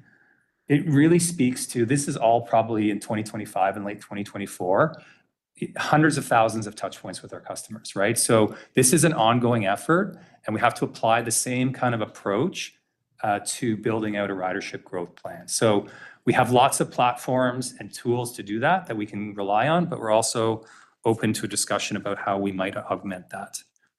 And so while consultation has been constant and we want to do more of it, there certainly has been no lack of effort in studying this phenomena. And so I mentioned, and I have reports here for anyone who wants one, this has been studied over the years, and it's a good thing. It's something we should do as kind of part of our kind of just really good hygiene around looking at these issues, because the world changes, as we know all too well. And so just highlighting some of the work that's been done and really thanking the board for some of the direction they've already given us. And so to the next slide, as the studies are done, there's certain themes emerge. There are certain themes emerge and certain actions that we've taken as a result of it. And I think some of these you know really well. And so I won't go through all of them, but as we've kind of launched these studies, as we've spoken to customers, as we've looked at our data, some of the things that have resulted from that have been things like establishing, adding more frequent service. You can adjust crowding standards, obviously making fare payment accessible and easy and affordable is another whole issue. There's lots of tools we have that we've employed, and ones that we think we'll revisit for this strategy, and I know not probably, new ones that we'll introduce. So I want to talk about kind of some of the things that we know have worked in the city. I think Commissioner Mihevc talked about Toronto loving pilots and testing things. We've actually done things that we know work and grow ridership. And so the first one, call it by whatever name you want. We have a lively debate about it right now in the city, so I won't get into it. But we definitely know that if service is more reliable, that it increases ridership. So whether that be a bus lane on Spadina, the rapid TO implementations in Scarborough, or what we've seen on King Street, they've all resulted in ridership growth. So people kind of vote and tell us with their payments and their fee that if service is more reliable, then they will return. And so that's certainly a success we can lean on and learn from, and something we've done. The next slide speaks to something probably we don't talk enough about in the city. I don't think our goal should be reliably slow. What we want to achieve is fast service. We want to reduce journey times. We want to make it an attractive alternative to someone getting in their car or maybe not going out at all. And so an example of that where we've seen great success is express buses. It sounds simple, but it does deliver the ridership. And you can see there on the slides, and I'm sure you've all read them, that in those specific routes where we've introduced an express route, the ridership growth does follow. The next general area, and trying to get away from some of our kind of inside baseball jargon, and we talk about off-peak, but it's really just more service at more times of the day and the week. And we've seen, again, when you provide that service, we're seeing it on weekends right now. For any of you, I'm sure you have been on a bus or subway or streetcar on a weekend in Toronto recently. Like it's staggering, right? So there's a kind of a proof point there where we know we can increase ridership when we provide that level of service. And so just moving to the next slide, the other kind of thing we know is that we call it 10-minute network, but I think to most of our customers just say, I would describe it as like, how often does the bus come? Like, I want frequency, right? And so we know that again, by having more frequent service and having those standards at a certain level, then people return to transit or choose to take transit. Another kind of successful area we point to, and then maybe the next slide is, and one that will be a big part of the discussion around the choices this committee will give us guidance on, is around fare policy. And so we've got lots of examples with the 2-hour transfer, with children 12 and under riding free, with the one fare program that the chair mentioned earlier, that when service is more affordable, then people again will choose the TTC and choose to ride. And so an important kind of test where we've seen that work, and we know it does work. And then the next slide I'll just speak to is, and this is less of something that we can control, but ultimately if there's more trips being taken, that's when ridership really grows. And so all the other factors contributed to it, but you can kind of see like how the world changed when restrictions were lifted and people stopped working from home. The highest growth at year-over-year ridership we've ever had in like the history of the city is probably 2 years ago, when the world went back to kind of moving around. And so just kind of to reinforce that people taking trips ultimately is what we want to see out there and what grows ridership. So lots of examples of what works. So what we're trying to do with this committee and what we'll do for you is try to categorize and catalog these for you and show you some of the impacts of them. And so the kind of the first maybe lens we'll kind of look through is, and just a really pragmatic one, is that some of these are, we'll call them internal, but are under the control of the TTC, like we control the levers, where there are others where we might have to have partners or be an advocate. And then some of them really are big and we don't have that much say over. We cannot dictate that the banks send their employees back 5 days a week, but if they did, that would trump anything we did in this building to drive ridership. And so while we're not trying to kind of excuse away our responsibilities in growing ridership, we want to make sure we're contextualizing it, some of those other factors that are out there. And so part of this will be cataloging it, prioritizing them, bringing you recommendations and getting your input on them. But we also want to make sure there's a conversation around the level of impact that each of these interventions may or may not have. They're not all created equal. And so we want to make sure we give you some of that context. So just as we start to kind of look as an example of some of the work we're beginning to do, I'm not going to talk through all of these, but these are some of like what we call the internal factors, right? Things we can control. Fare policy is something we can control, and we know that has an impact on ridership. The customer experience is something we need to do better at and something we want to work on. We've got a category there around service quality. That's on us. We need to manage the routes. We need to manage the service as best as possible so that we have people returned for that frequent, fast, and reliable service. And then looking at some of the external factors on the next slide. Again, I won't go through the whole slide just because it's a lot of content, and I think I've about 50 slides I'm going through here. But just to highlight some things, you know, when the federal government made a change around international students, we saw it in our ridership almost immediately. And it's not something necessarily we can control, but it's something that we've got to document and maybe even advocate around. Similarly, around remote work, congestion construction is always an issue that affects and influences our ridership. And back to the conversation had on the other item just earlier, rideshare did not exist when other ridership growth strategies were conducted. Like, it just did not exist as an option. So I think it's important where we're going to catalog all these to contextualize what we're going to prioritize or what this committee will tell us to prioritize. And so as we kind of try to distill that down on the next slide, you know, what are the buckets? Like, what are the opportunities where we can start to quantify and then prioritize? And so one is clearly on fare policy changes. Fare capping, we've heard from TTC riders, we've heard from our customers. We know that has an impact to grow ridership, but there's a cost. And so we want to make sure that analysis is there for you. The second is that category I touched on earlier, is around service changes, service enhancement, you know, to both accommodate growth, but also to maybe have net new service available to grow ridership.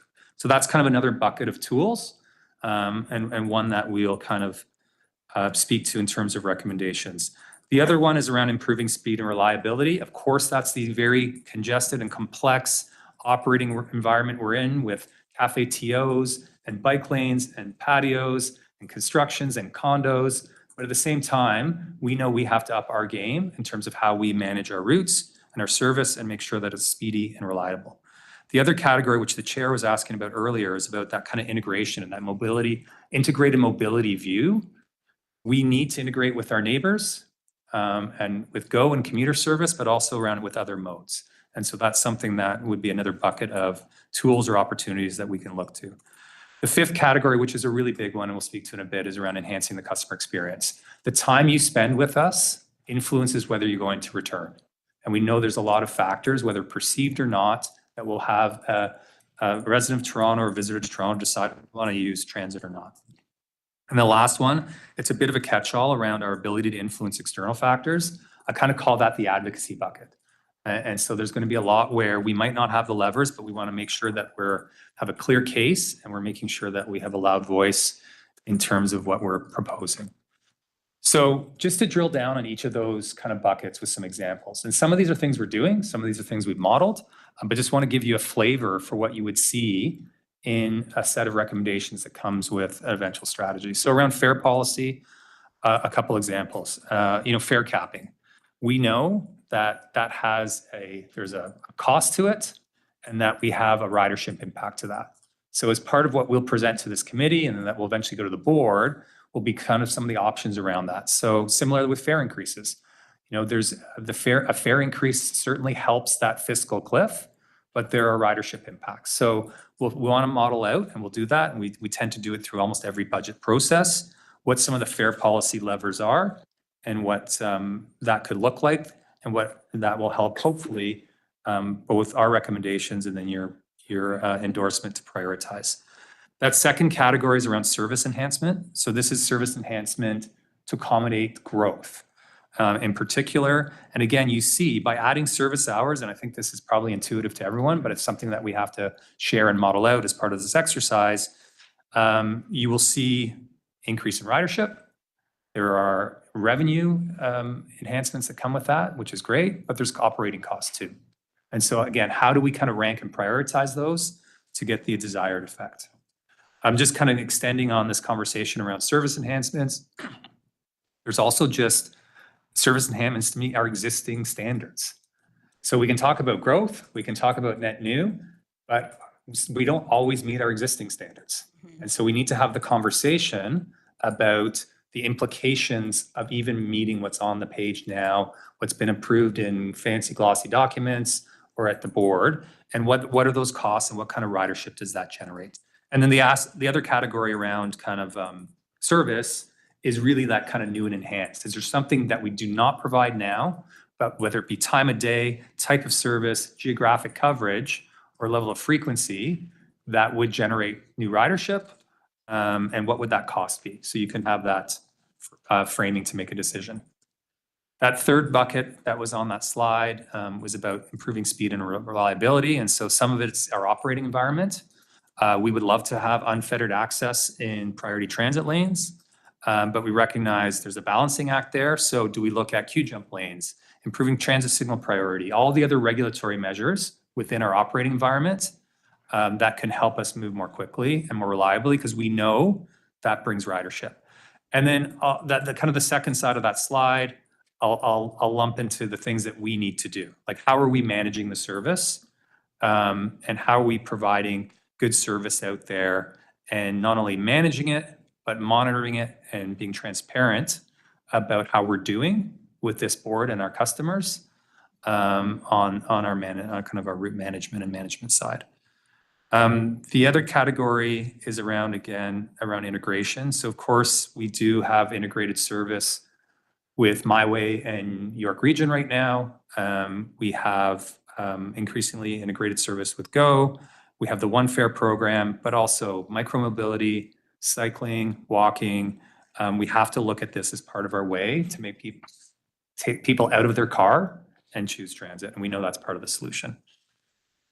And then the last category, maybe my last category is around enhancing the customer experience. And so lots of things we're doing in this area. We're going to improve our wayfinding. We're looking to do, as this board knows, and invested a significant amount of time and resources in, is to improve the safety in our system, to improve the perception of safety on our system. So we've got some examples of what we've done here, but I think the important thing is what's next. What are the next amenities and improvements that when someone is with us, it will make them more likely to return? And we certainly know that removing as many points of friction as possible from someone's kitchen where they're planning their travel to the point where they're getting to their destination is critical in that journey. Next slide.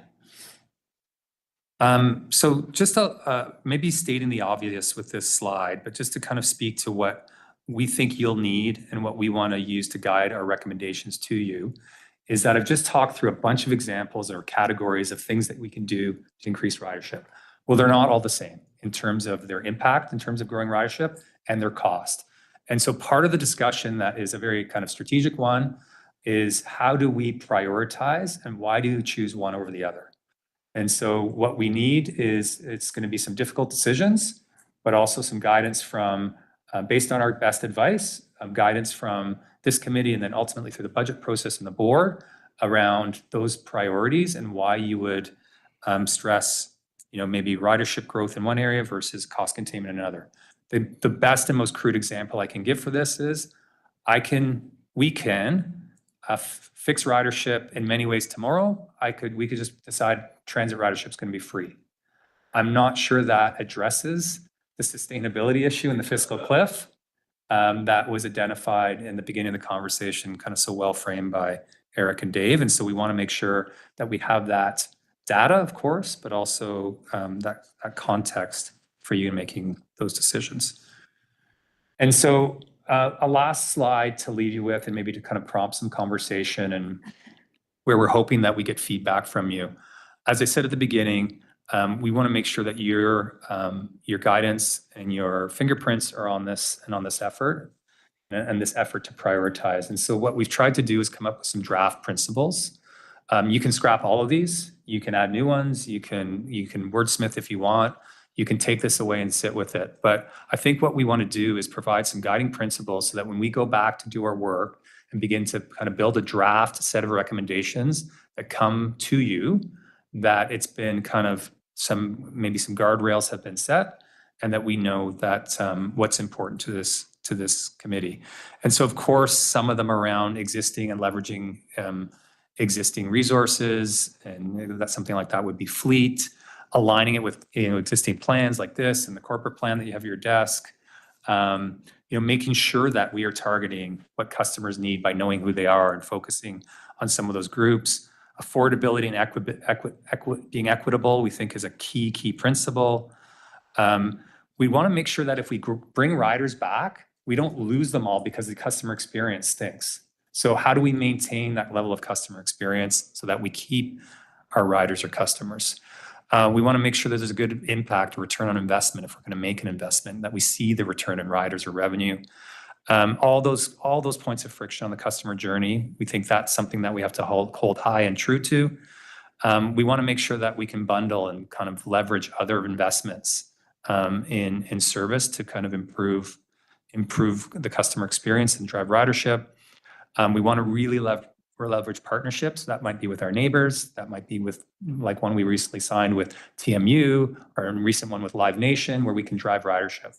At Downsview Park, I know there's lots of kind of skepticism, but that was on our partner. That was not on us. If anything, we have brought thousands of new riders to the TTC, and so into those stations who have never seen it through a partnership.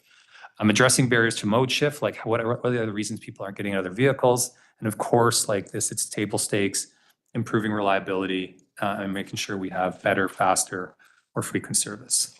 And so just the last slide to kind of rest on the next steps kind of, and we can leave this up here, but we've kind of sketched out some level of consultation we want to be doing specifically on this, and bringing people into the fold as much as we can on that. And really what we're intending to do, because the budget, as the committee chair mentioned, has started, that budget process has started.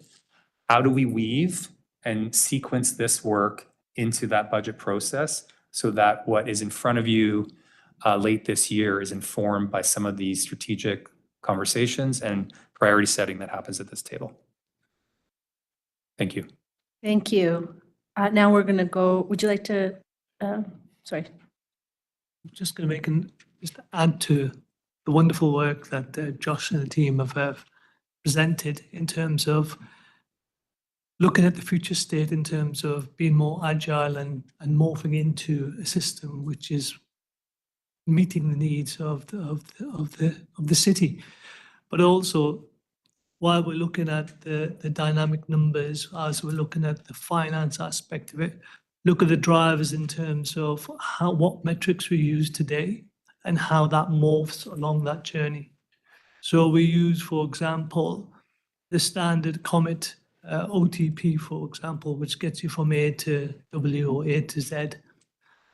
But if I give the example of New York, where we wrestled with this for some time, we looked at some options like slot adherence. We looked at external safety critical industries in terms of how do they actually navigate. Airports use slot adherence. They have 2 runways, yet hundreds of planes come in every day. How do they actually manage that through?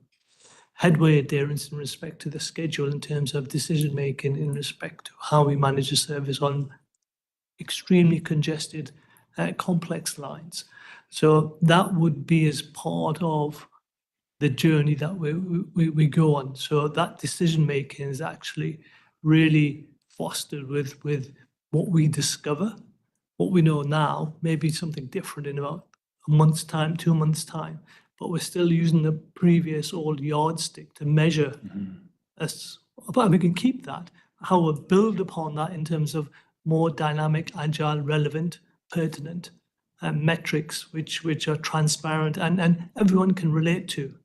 If you talk about OTP to the general person, they're going to, I'm sure everyone in this room understands it. However, if you speak to someone that wants to get to a concert, they're not really going to be too fussed about OTP other than they may be late or wet or something was delayed. So it's got to be more customer oriented and in that manner. So I think that wraps around everything that's been presented today, as well as capturing the financial aspect of it, because that gives us true transparency and it gives value in terms of everyone understands what we're doing, what we have done, the path we're going down, what our funding streams are, and what decisions are being made from each forum of the governments that are supporting us making those decisions, or if the case may be not making those decisions, the impact of. So it's really being transparent and clear on what we're doing, what we can do, and what we have done, and what we're going to do. That was it. Thank you. Thank you. Thank you. And now we're going to go to speakers. Alan Ewell, you're the first speaker. Come on down.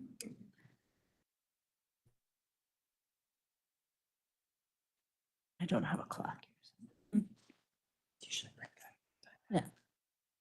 I want to thank Josh for his report. I would have happily rewritten mine, but Chris Ann locked me out. Good job, Chris Ann. Next slide, please. Full disclosure, I haven't bought a Metro Pass, a monthly Metro Pass since 2016. Any ridership growth plan that has to recognize the fact that times have changed. Next slide, please. There was a before time and there's an after time. We're in the after time. Next slide, please. Ridership is not, as we've already covered, ridership has not only gone down, but it has changed as well. Next slide. As we've seen before, weekend and off-peak ridership is up. Weekday stuff, not so much. Next slide, please. This is the current crowding standard. Rush hour 51 passengers per 12-meter bus. Rush hour 77 passengers for an 18-meter bus. Next slide, please. Although some people in Scarborough might disagree with these numbers. Next slide, please. Other transit agencies are looking at first mile, last mile as a way to increase ridership on public transit. Next slide, please. The thing is, in Toronto, we don't have a first mile, last mile problem. Next slide, please. We have an extensive grid. Our surface routes cover most of the 416 area. Next slide, please. Unfortunately, our frequent network service of 10 minutes or better is considerably smaller. This is the most current map. It's smaller than the one we saw earlier today. It's particularly smaller in Etobicoke, North York, and Scarborough. Next slide, please. We have a first bus, last bus problem, or the time you wait for that bus to show up at your stop. Next slide, please. All TTC routes have a minimum service frequency of every 30 minutes. Some routes have service frequencies of 5 minutes or less. I used to live at Queen and Roncesvalles. Boy, could you get a streetcar in a hurry. Next slide, please.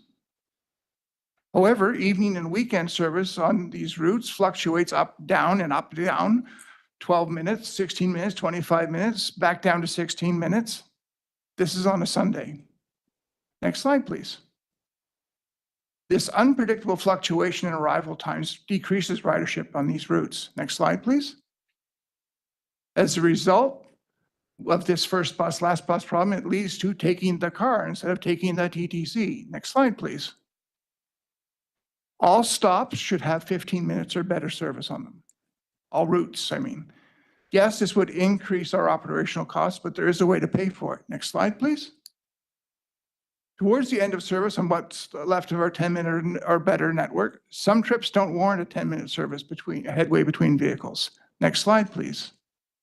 Stepping down to 15 minutes instead of 10 on some of these later routes will help fund the standard 15-minute stops on all of our routes, with 2026 being the target goal for all routes, all day routes, and 2027 being the target goal for Blue Night routes included. Next slide, please. Another funding source for this 15-minute minimum standard is how we process our fares. Next slide, please. This is the June 2025 Fare Media Index. Currently, 17.9% of our fares came from open fare payment. Next slide, please. We are the only transit agency using Presto that offers the same lower price by using Open Presto, or using Presto or open payment. You get the same price on the TTC. Everywhere else, you pay the cash fare.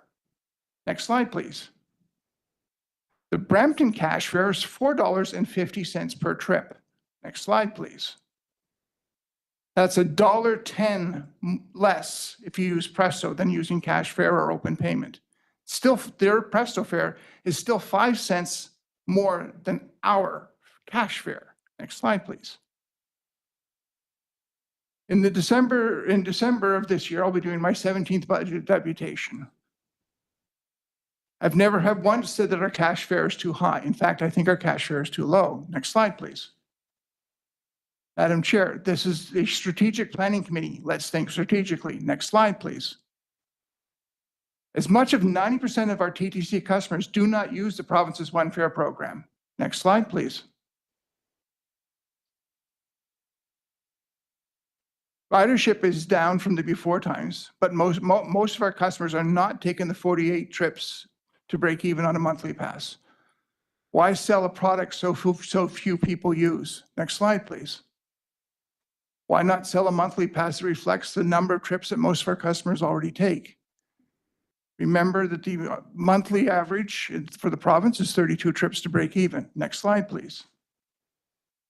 I'm not talking about taking in less revenue, but we need to be strategic on what fare products we offer next year. Next slide, please.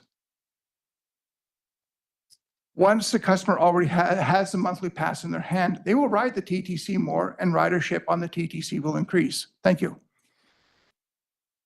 Thank you. Are there any questions of the deputant? Thank you. No, thank you very much for that. The next speaker is Philip Panachescu. Welcome to the committee. We're informally timing everyone. Nice work on just over 5 minutes. Go ahead. Make sure that you got to press hard to make sure that, there you go. Okay, got it. So good afternoon, everybody, members of the committee. My name is Philip. I'm a resident of Ward 25, Scarborough Ridge Park. I'm here to discuss the third item on the agenda. Before I start, I do want to thank the departments represented here today for creating this committee. Beyond the obvious real-world implications for public services, one of the biggest things that the Tory administration's austerity eroded was the public's trust in the TTC and in the city. Taking transit riders' experiences through in-person public consultation is crucial for both practically informing better transit policy and making riders feel heard. I'm here today to emphasize that policies which enhance affordability for riders, such as fare capping, and upfront incentive for low-income riders to use the TTC on a pay-as-you-go basis. So on June 8th, TTC riders held a better transit workshop near the Scarborough Civic Center in order to gauge what were some key issues keeping riders from using the TTC as often. This workshop focused heavily on a story circle kind of model where riders were essentially talking about day-to-day experiences. It was generally informal, and solution-based strategies to make the TTC better for everyone. So a couple of the most commonly cited issues for addressing the affordability of transit in Toronto included one, kind of outright endorsing either free or more subsidized transit for target demographics. So a common thing we were kind of hearing was like, why don't we have free or cheaper fares or else longer transfer times? People were suggesting up to like 3 or 4 hour transfer times for Presto for the low quality of we're getting. Again, these are people mostly over from Malvern, one of like for the past 2 decades or 3 decades at this point, generally pretty underserved parts of the megacity. Support for fare capping, similar to York Regional Transit System. So again, I don't know if we need an explanation again, pay as you go, rider hits a certain cap, for a certain period of time, for example, 3 times a week or whatever, and then after that it's free. Another was enhanced or expanded fare pass, so subsidized transit for low income, seniors, disabled riders. Free transit for selected periods, so weekends was the thing I heard from some people. And second was, and this is something I already kind of mentioned, having a longer transfer time instead on Presto. So fare capping, as mentioned, has been adopted by multiple local and North American municipalities. So again, including York, Mississauga, Hamilton, New York, LA. In January of 2024, YRT replaced its monthly pass system with this fare capping system at 40 trips per month at $80. Hamilton's weekly fare cap is at 11 taps a week. It's going for $30.80. And it's also something that the board has formally endorsed 3 years ago. Benefits of fare capping for both riders and the TTC would include, according to data from the TTC Fare Pass discount program, so this is a period from 2018 to 2024, the use of pay-as-you-go Fare Pass e-purse discount has grown steadily. So this has surpassed pre-pandemic levels, comparing it to the uptake of monthly Fare Pass, which has plateaued. York Region, again, introduced fare capping as a direct response to a significant decline in monthly pass use, full cost monthly pass use since 2015. And again, these insights were also taken from extensive public consultation, something that I hope to see again with RGS. And low-income riders, based on this data and from the interactions we had at our workshop, often express a hesitance to commit to the upfront costs of a full monthly pass, as it's quite high, and they may not make more than the 47 trips required to fill in the $156 price tag.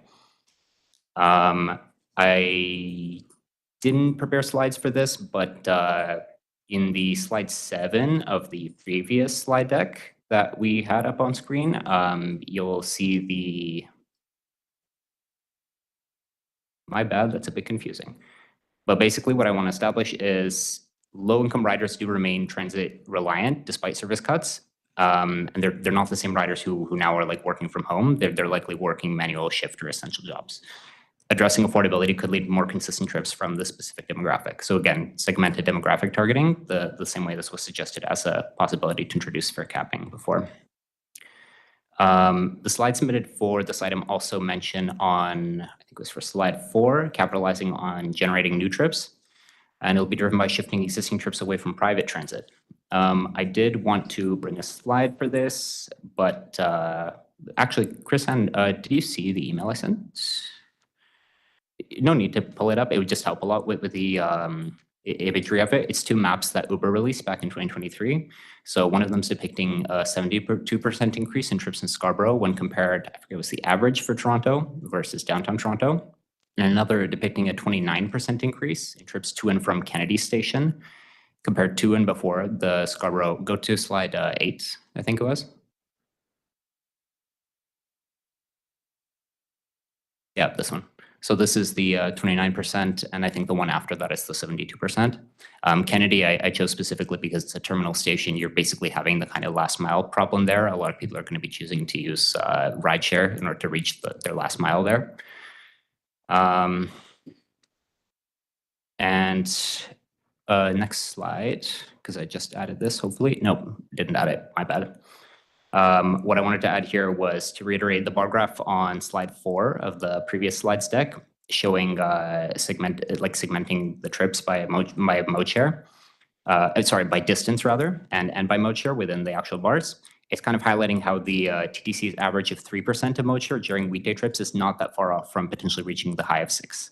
That other 3% is, you can see in the average at the top, that is filled out by rideshare trips. For longer trips, fare capping can help fill in this niche.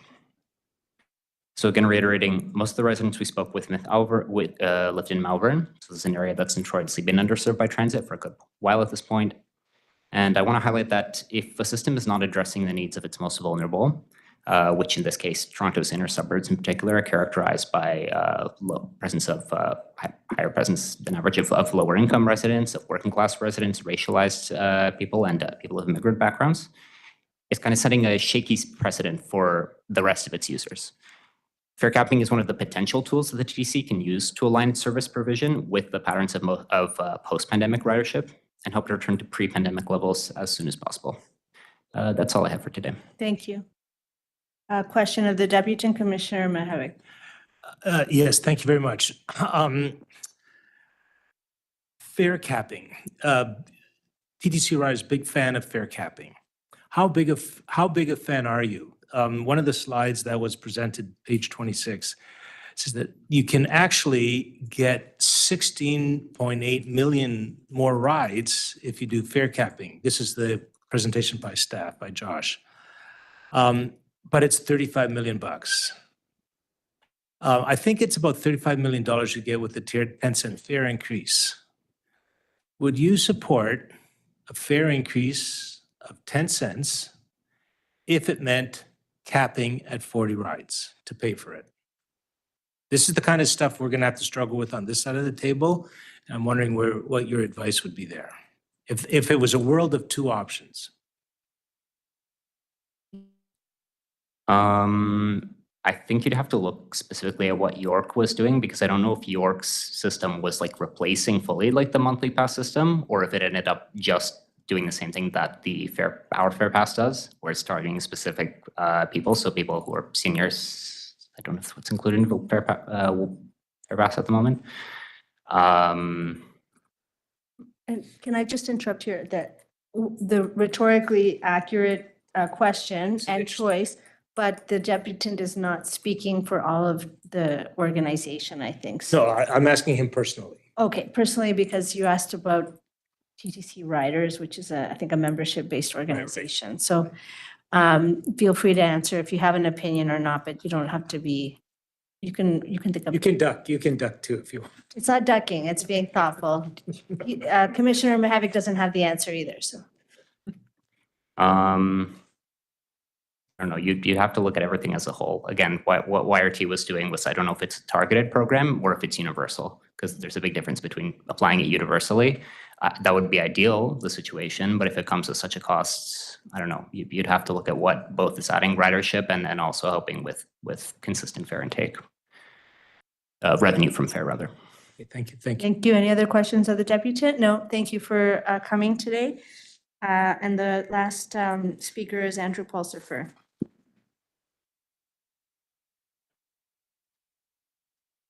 Hello. How's everybody doing? Amazing. Good, good. My name is Andrew Pulsifer. I'm the executive director of TTC Riders, a membership-based transit advocacy organization. I want to say, particular through the chair, hello to Mr. Lally. Looking forward to working with you as we try to fix a bunch of things that need fixing. I hope everybody's having, despite the direness of this outlook, I hope we're all having a little bit of fun, because this is almost the reason that we do this work, is to figure out, what we can fix and how we're going to fix it, and who we need to be talking to about how we're going to fix things. So the main crux of what I wanted to speak about today is just to make sure that you continue to speak to riders throughout this process. I see the giant stack in front of, through the chair, in front of Mr. Cole of the consultations you have been doing, and that's great. And I hope that you will continue to consult with riders through more than just regular surveys and whatnot. We, as Philip described, we've been holding story circles in different parts of the city to hear directly from riders about their experiences. Some of it may be anecdotal, and I know hard data is what's going to drive a lot of these decisions, but we have to be talking to people and not, thinking of transit riders just in the abstract. We're not, transit riders are not customers. We are partners in this process of city building, of transit building. We are part of this process, and I really hope that as you're drafting the ridership growth strategy, that you continue to take the rider's experience into consideration moving forward. And there are ways. We have suggestions. We have lots of ideas. We are membership based, so we will take your question back to the membership, the campaigns committee, through the chair, for discussion. But we also, as I hope everybody in this room does, will continue to advocate for more funding from all levels of government, for flexibility in the Canada Public Transit Fund. To allow it to be put more towards operational funding than just capital projects. We hope to have this opportunity with the provincial government as well. And that's something that we will, the last election, transit was barely mentioned, and that's a failure. The last federal election, I should say. That's on us. We need to be advocating more for these kinds of things so that everybody here can do their job more effectively.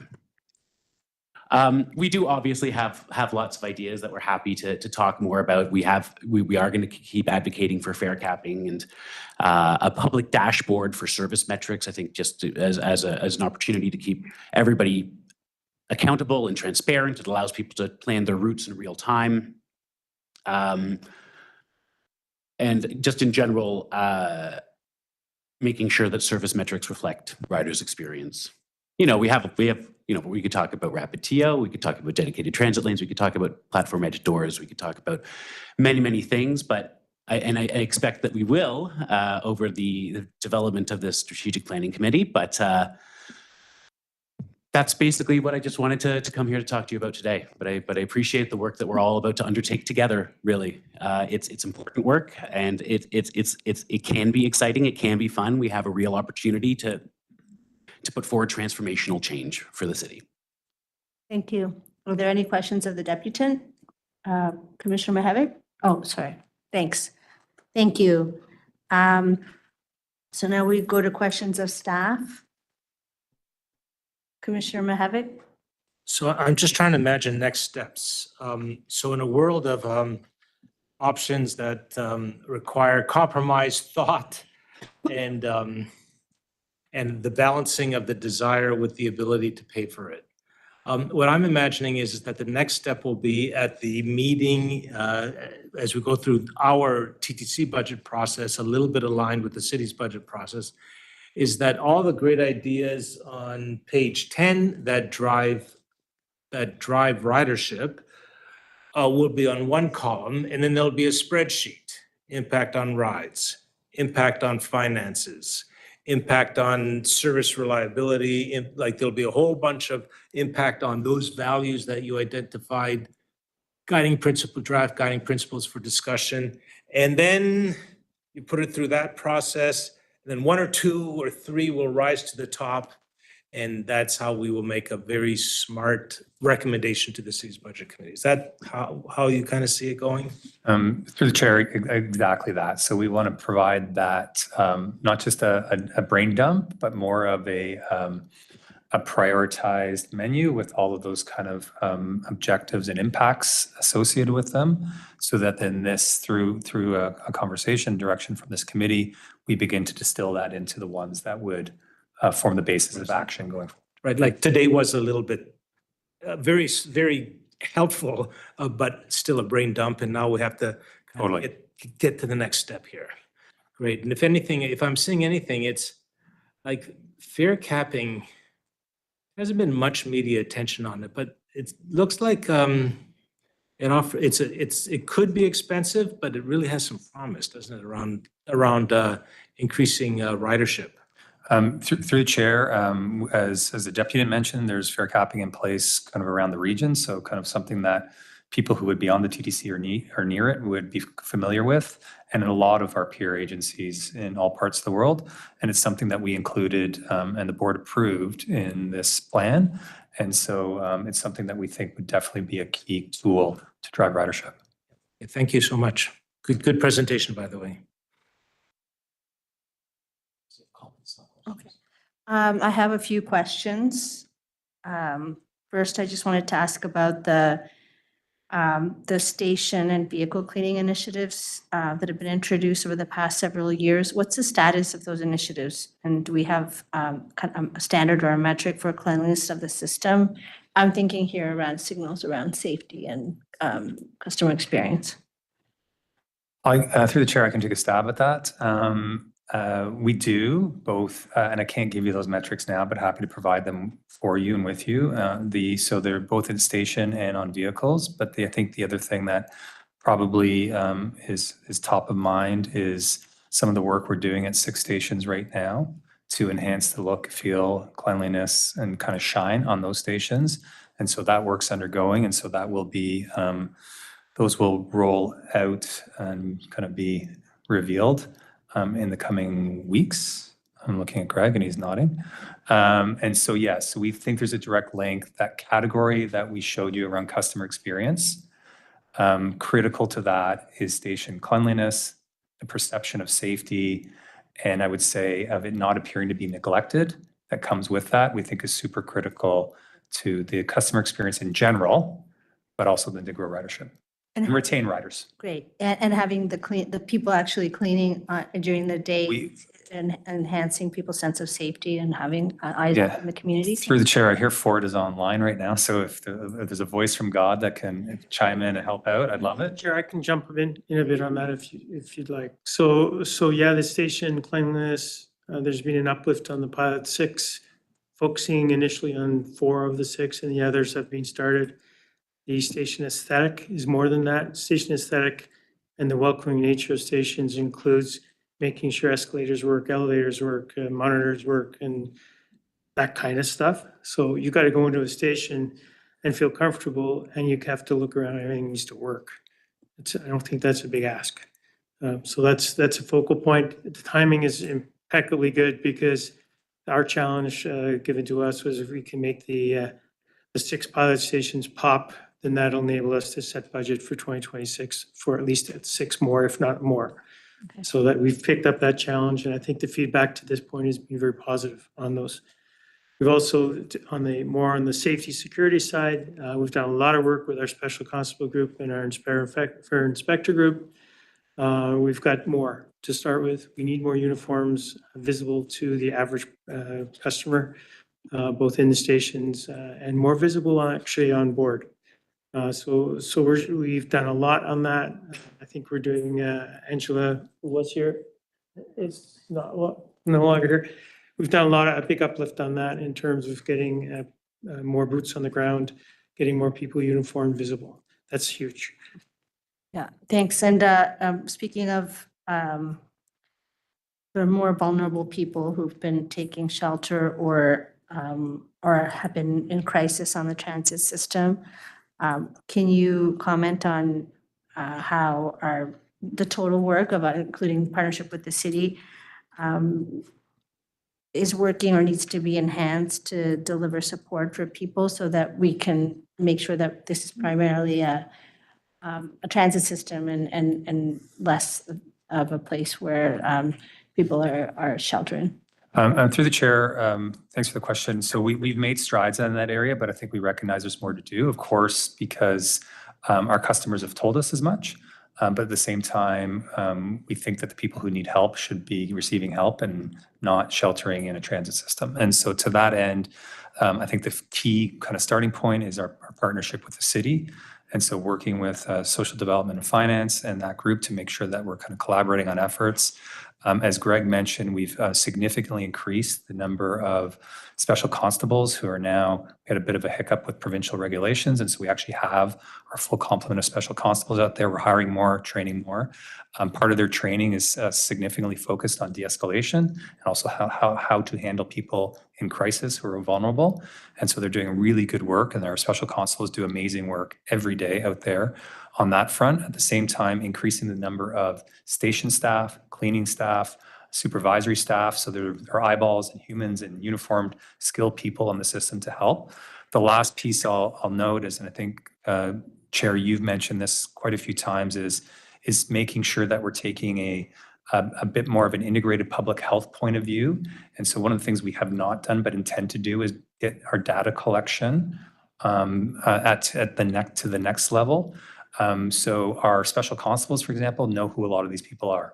They know what their needs are. They know what the services they need to be connected with. What we need to do is making sure that we're sharing that internally, sharing it with our partners, and taking that kind of human-centric approach, even more so than we might be now, to make sure those people get the help they need, because they're not getting that help by being in our system. In terms of perception and versus what we're measuring, that was mentioned by one of the deputants, the presentation says that 0.6% of daily trips on buses are overcrowded. And yet we hear from riders that they feel more crowded than that. And my understanding is that crowding standards were changed in 2023. Can you just talk about what we used to mean by crowded and what we mean by crowded now? Yeah, and I'm not sure maybe Lawrence is gonna help me on this. I'll just tee it up just by saying, I think the important point you made is that the customer perception of crowding might be very different than whatever our standard speaks to of what crowding is. Is crowding not getting a seat? And so through the city's budget and the board, we made investments in trying to address some of that crowding. And maybe I'll just hand it to Lawrence just to speak to kind of what the standards have been, what they are, and what we're doing around that. So through you, Chair, basically in the past year, we have resumed planning to the service standard that is board approved. So that relaxation of the off-peak crowding standard, that's no longer the case when we're planning service. In fact, the investments that we made in March did a significant dent in the number of periods of service that were over the crowding standard. And we're continuing to look at opportunities to reallocate service to make sure that we get that number as low as possible. We were over 160 periods of overcrowding prior to the pandemic, and now we've gone to below 80. My last question has to do with who we're serving and where we can grow. I found the chart, the image shared about the 72% increase in Uber rides after the RT, incredibly illuminating. You mentioned that we have a kind of they were separated, Gen Z, shift workers or service workers, women, and people with lower income. We could actually we could integrate that. Gen Z is going to have lower incomes. There are fewer, like the unemployment rate is pretty high, and now they're occupying all kinds of service jobs and going into even manufacturing. And low income presents itself in those situations. People are working close to minimum wage. I'm wondering if we are in a position to understand in what way these people are traveling, this target group, because we're still seeing a kind of a prioritization or a hope for a return of ridership that comes to the financial services center, which doesn't seem to be imminent.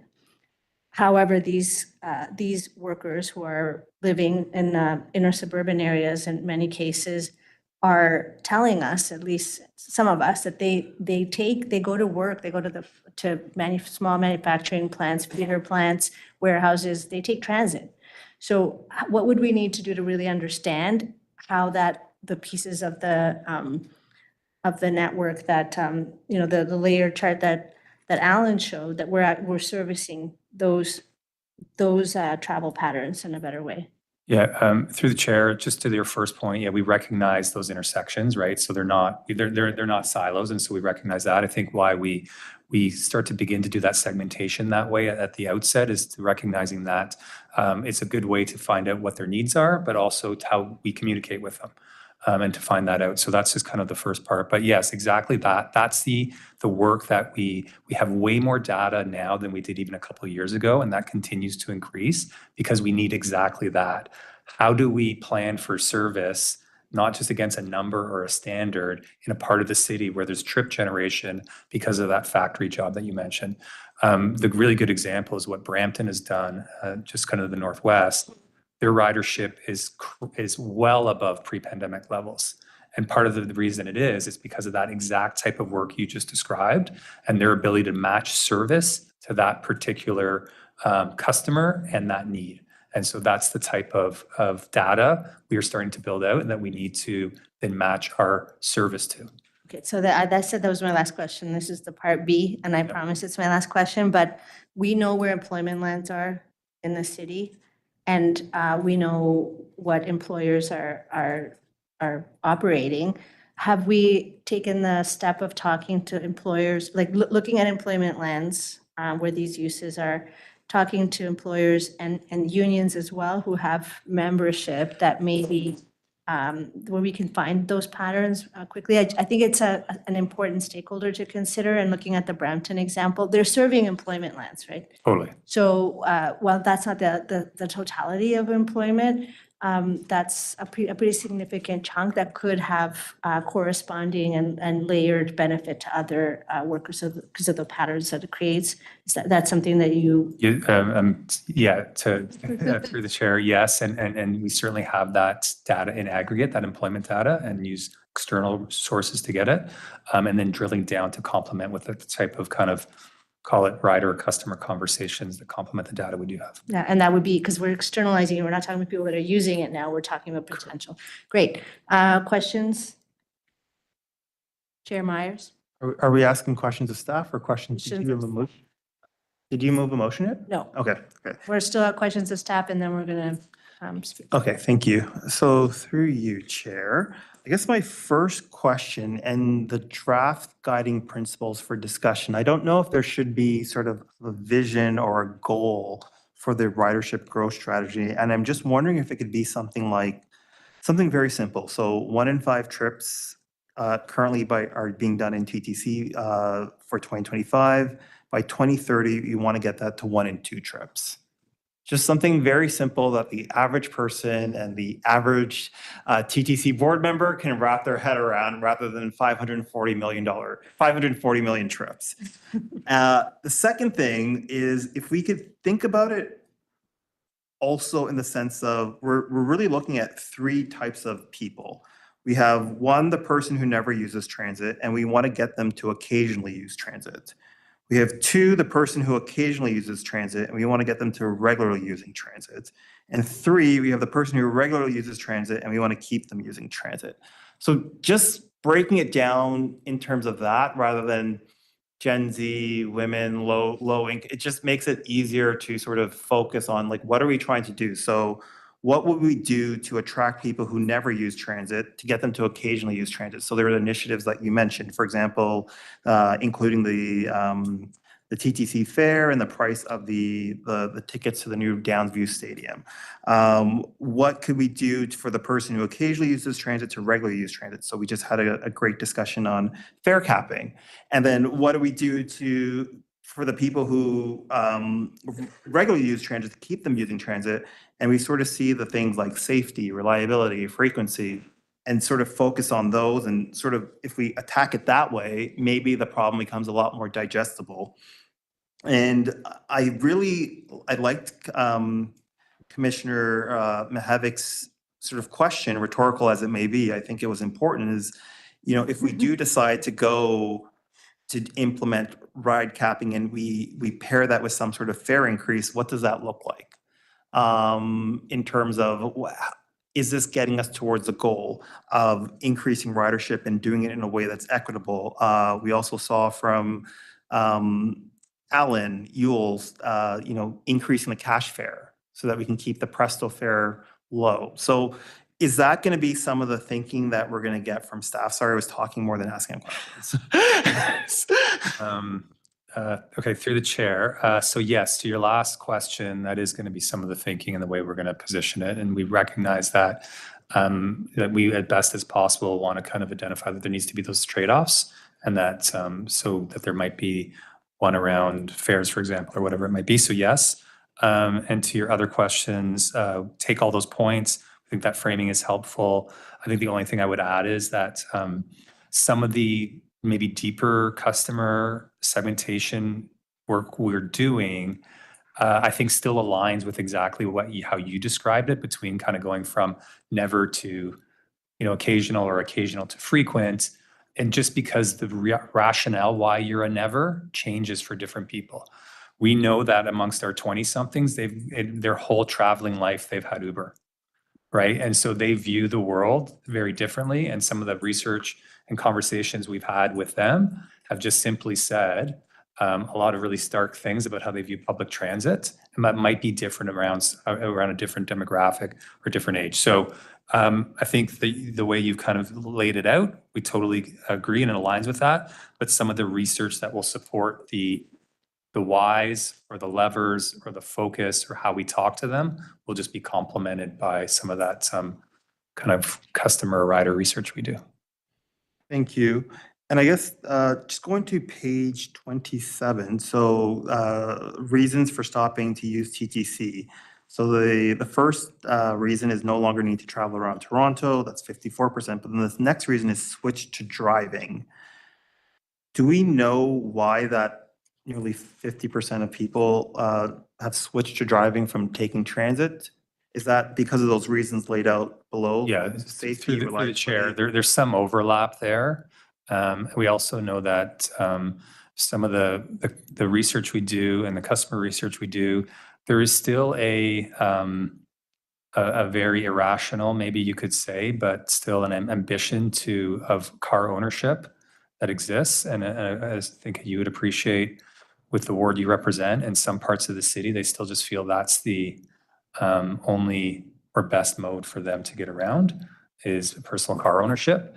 And so there is sometimes where people feel like they're graduating out of public transit to car ownership.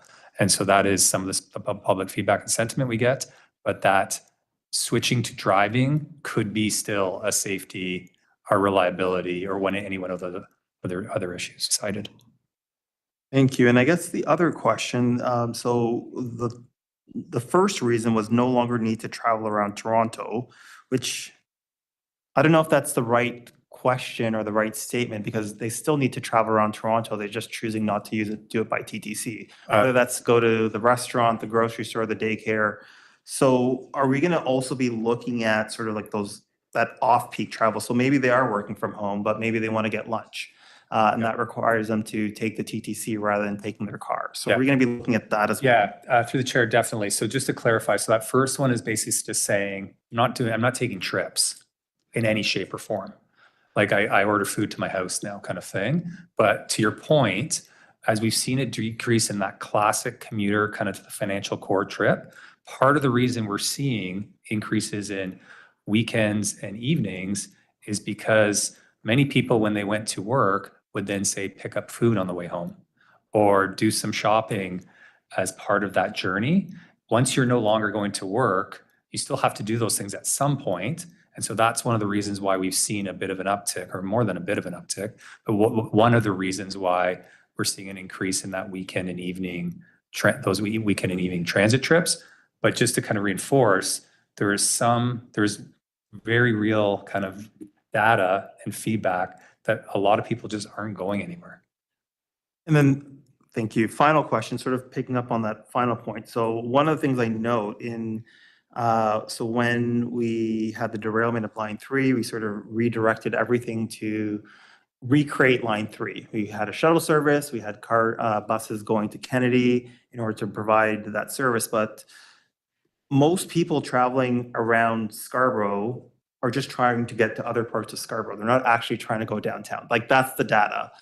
Are we ever going to start looking at how do we make the service better for people who want to take transit I guess, in other parts of the city better in their communities rather than this notion, again, that everybody wants to go downtown because they're commuting and working 9 to 5, which might have been true back in 2019, but it's not the case now.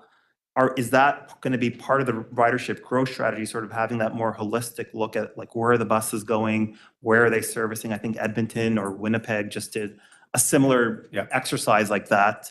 Is that going to be part of the ridership growth strategy, or is that something that would be separate from the ridership?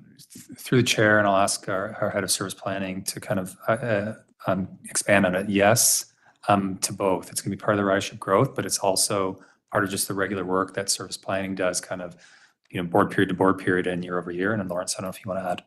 Yeah, so through the chair, so we have a very mature grid transit system, which makes it difficult to make grander changes like Edmonton and Winnipeg, as you just stated yourself. But we do continue with our annual network plan to look at how do we improve connections within communities. One of the priorities that we'll look at over the next, for the next year's plan will likely be a review of the Scarborough Line 3 bus replacement network, because we are seeing shifts of travel to other express routes. So this is where we can leverage existing rapid TO and any new transit priority that we have and through the express bus network review, which is part of the RGS.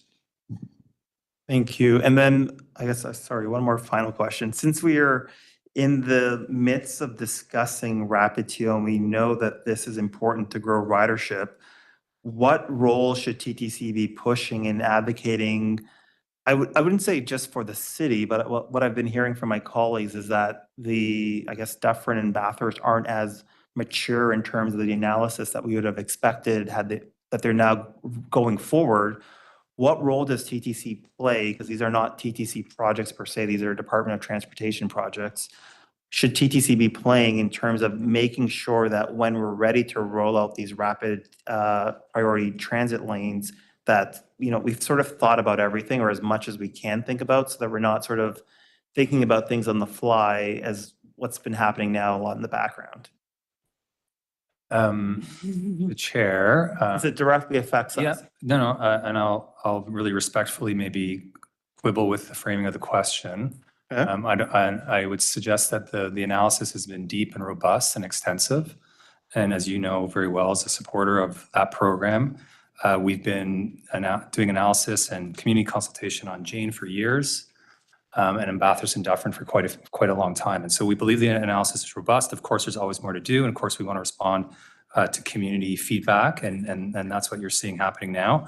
We think the TTC's role will continue in terms of providing that best advice and expertise. But at the end of the day, we've seen it in our city. When we provide priority transit corridors, the transit service improves and the ridership spikes.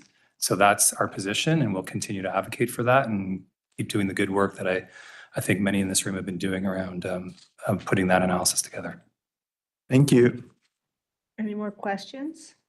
I'll just do a follow-up on that. I'll give myself a second round. Apologies to everyone. I guess another way to look at the question is there a need to have a way to ensure that when the plans are public, that the work has been done on the road use piece, not just the priority lane piece. Given that, there's some challenging questions, for example, on Bathurst going up to the Allen, the example of Dufferin not going to Wilson Station, and ending at Eglinton, where there's goes from a 3-lane sort of to 2 lanes.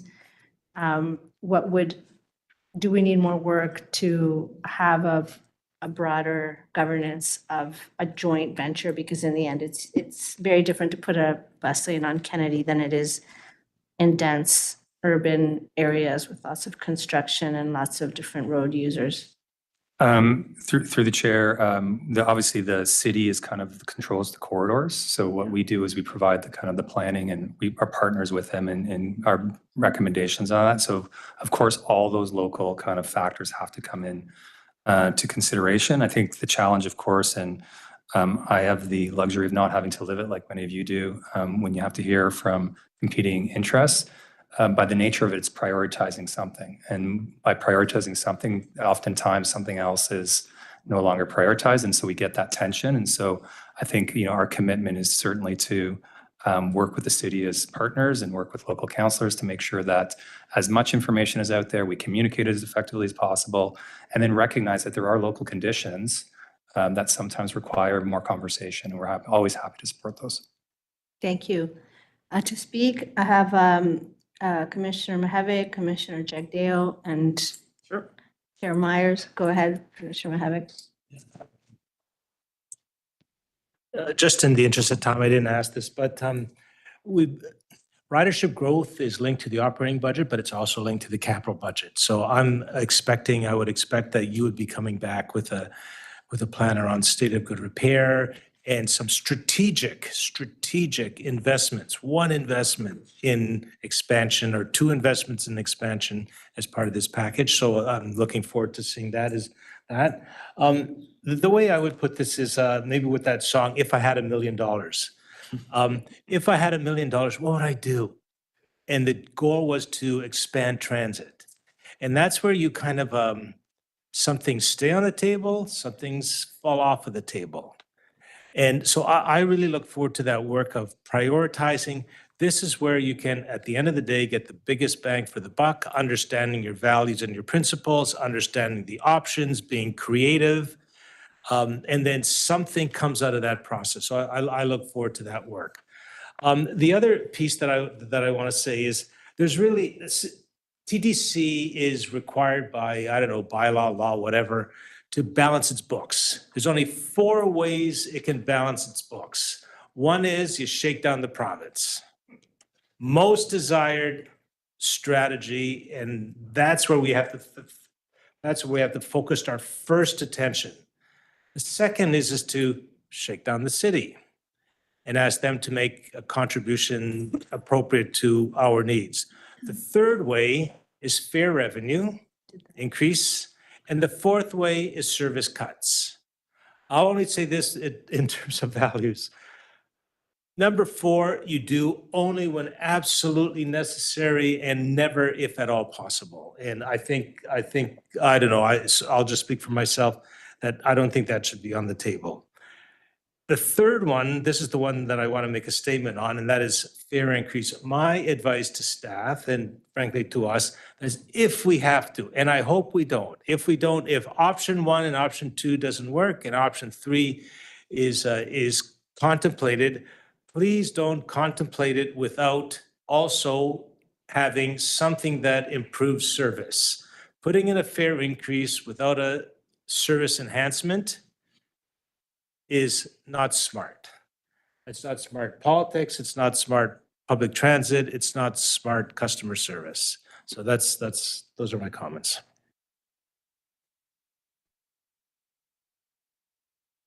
Commissioner Jagdale, go ahead. Slide 34 is, I think, a lot more important than we think, because you're calling it the draft guiding principles for discussion, but in reality, this will serve as the basis for our decision-making algorithm, right? And not to be too surgical, but I would implore you to think about some additional guiding principles. One that I think is crucial is how do we find a way to decouple ourselves and be a bit more financially independent? So the activities and the initiatives that we push through should give us a sense of independence. Smart businesses, smart organizations rely on themselves to drive things forward. I acknowledge that this is not a private sector enterprise or a publicly traded organization, but I think it's a principle that we should at least consider. So are these initiatives getting us to that perspective? And I think what Commissioner Myers was alluding to earlier and how we think about our customer segments, I think moves away from thinking about demographics and thinking about psychographics. So as you mentioned, Gen Z, sure, may be at the bottom rung in terms of income, but they were also the generation that grew up with Uber. So if Uber is a normal part of their daily lives, then they're not trading that despite the fact that there's an income disparity. So the point I'm making around this is we should also be trying to design for the people who don't take transit in particular. And I think that's where Commissioner Myers was talking about those 3 different customers. But in particular, I'd like to emphasize how do we think about initiatives that bring people onto transit that otherwise would not have taken transit. And Josh, I think you could empathize with this because you were also an ex-management consultant, but sometimes you have to design for the outliers, right? And when you design for outliers, then in theory and in practice, you're designing for the entire enterprise. So just some ideas on how you think about this guiding principle and how you think about these ideas. It's just ensuring that we can be as financially responsible and independent, and ensuring that we're considering those edge cases of customers that would otherwise use us for a variety of reasons, right? And thinking about, okay, well, if we want those customers on transit, what are the service enhancements that we have to make that happen? And my guess is those enhancements will then just benefit the core as a whole. So just a couple of things to consider as you build this out. And this is not, this is our first draft. I'm sure you'll come back with a more fulsome and principled list of decision-making variables, but just something to consider. Thank you. So I'll keep my comments brief. I first just want to thank our chair for her great work in getting this committee off the ground. There was a lot of work that happened in the background to really focus this, tighten it, and to really make it focus on these two core elements of growing our ridership and planning for the future. So there was a lot of work that happened in the background. I just want to give kudos to Chair Bravo for her work on that. I'd also want to give staff kudos. I think there's a lot of great work that went into this. The ridership growth strategy has been kind of dormant for the past few years, so it's nice to see the staff getting this off the ground and to really help us start thinking about like, where are we going in the future. And it's great to have Vice Chair Mihevik here. I know you're around for the last ridership growth strategy, and also former Chair Cole was there. You have a motion. I don't have a motion. Yeah, you do. You do have a motion. I do? Oh, okay. I don't. Oh, I do. I go ahead. What is my motion? Just so he knows. It's just accessibility. Okay, yeah, so I do have a motion to add accessible to the 11th bullet. And please continue as you were. I've lost my train of thought, but Thanking people. I just want to say great work, everyone. Very excited to be here and very excited for our new CEO to help us with this discussion. I see that you have a lot to add to this conversation. So much looking forward to seeing where this lands and what the first ridership growth strategy for, I think, 2025, 2026 will look like.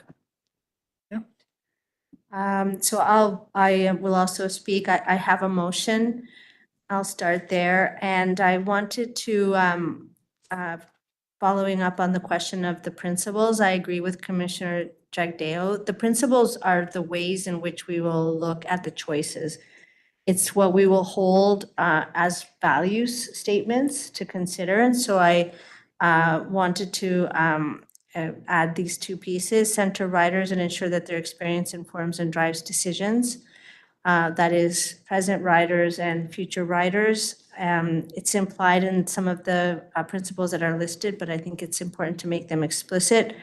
We talk about them as customers, but really, to me, they're the primary stakeholder. Second is the use and report on indicators, standards, and metrics that support reducing barriers to new ridership. To be explicit that that's how we're going to be, as our CEO said, the metrics we use and how that drives decisions is something that's important. And the third would be to ensure accountability and transparency. This is something we usually put in a strategic planning process and certainly did at the Board of Health. But these are just to say that we confidence and the question of the narrative about TTC is something that we really have to shift. We have often voices that talk about what is wrong, but at the same time, we need to uphold our transit system as a core driver of the local economy, as an essential tool for equity and inclusion. Good transit and access to good transit is a really important, both an indicator and a tool to make sure that people are part of a community, and that it's equitable. In terms of the some other comments. It's been great to work with staff, and thank you, and with the chair to get to this place and to create this narrow scope so that we can move quickly and influence the processes that are underway, like the budget process, so that by the time that budget recommendation comes, the TTC commissioners as a board really understand what's before us, and that we can have a good discussion. I look forward to scheduling an additional meeting in a timely way so that we can come back with the best practices jurisdictional scan. The options that are before us, there's like a modular, and you make a choice, you push in one direction and it has an impact in another direction. But I think that what we have come out with here is that we are going to use a number of different lenses, one of which is it best value for money? Does it create the most value for transit users? Will it contribute in the long term, as we heard from our presentation, to ensuring that we're meeting that very demanding objective to ideally double our transit ridership to make this really sustainable, and that both that immediate short-term measure and a strategic as a strategic contributor to a long-term outcome. That's the kind of thinking that we have to do. I want to say that this service contributes to the City of Toronto's Transform TO climate goals, federal goals, absolutely essential. So we also need to lift that up. There's a public good dimension here. And on the priority transit lanes, I remain committed to making sure that Dufferin in my area, and that goes all the way to Wilson as a priority lane, and working with TTC and Transportation Services to ensure that the southern portion from Bloor to all the way to the games for FIFA is implemented in a way that shows proof of concept that we can make this work in a very dense part of the city. And that I look forward to this being a citywide network, because clearly from the presentation, this is real bang for the buck for everybody.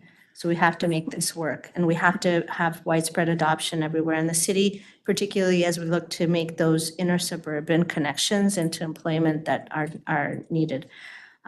So now go ahead. I have a question. Yes. If we're endorsing the draft, does that mean there's room to change all of these principles moving forward, or are we endorsing them as is? I think that that's an excellent question, and there could be some tightening because there's probably some bucketing that has to happen. I'm sure that everybody read them in the same way. I would be open to having like a broader list and then come back to maybe having some tightening so that there's not so many. So that we're clear. So yes, the answer is yes. That's it. We can adopt this and then come back to it. So my understanding is if we go with this, we can shift or adjust any of the principles that are on this list.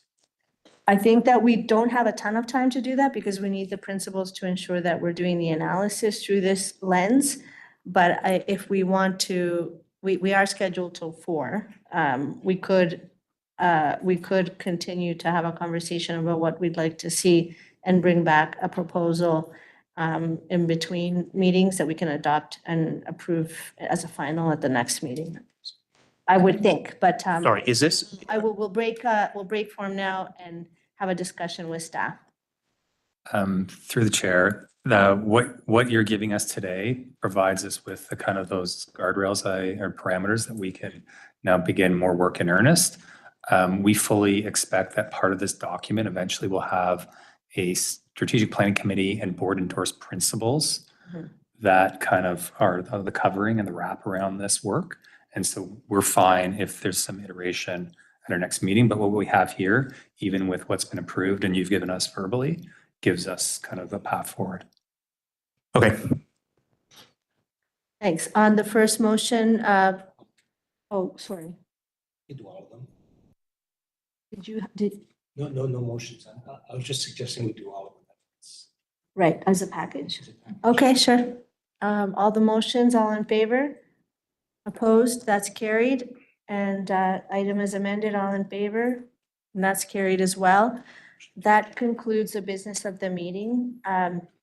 love to thank all of the members of the public that are here, all the staff, and the commissioners that are part of the committee. Thank you very much for being here for this great work. Motion to adjourn? Commissioner Jagdeo, all in favor? We're done.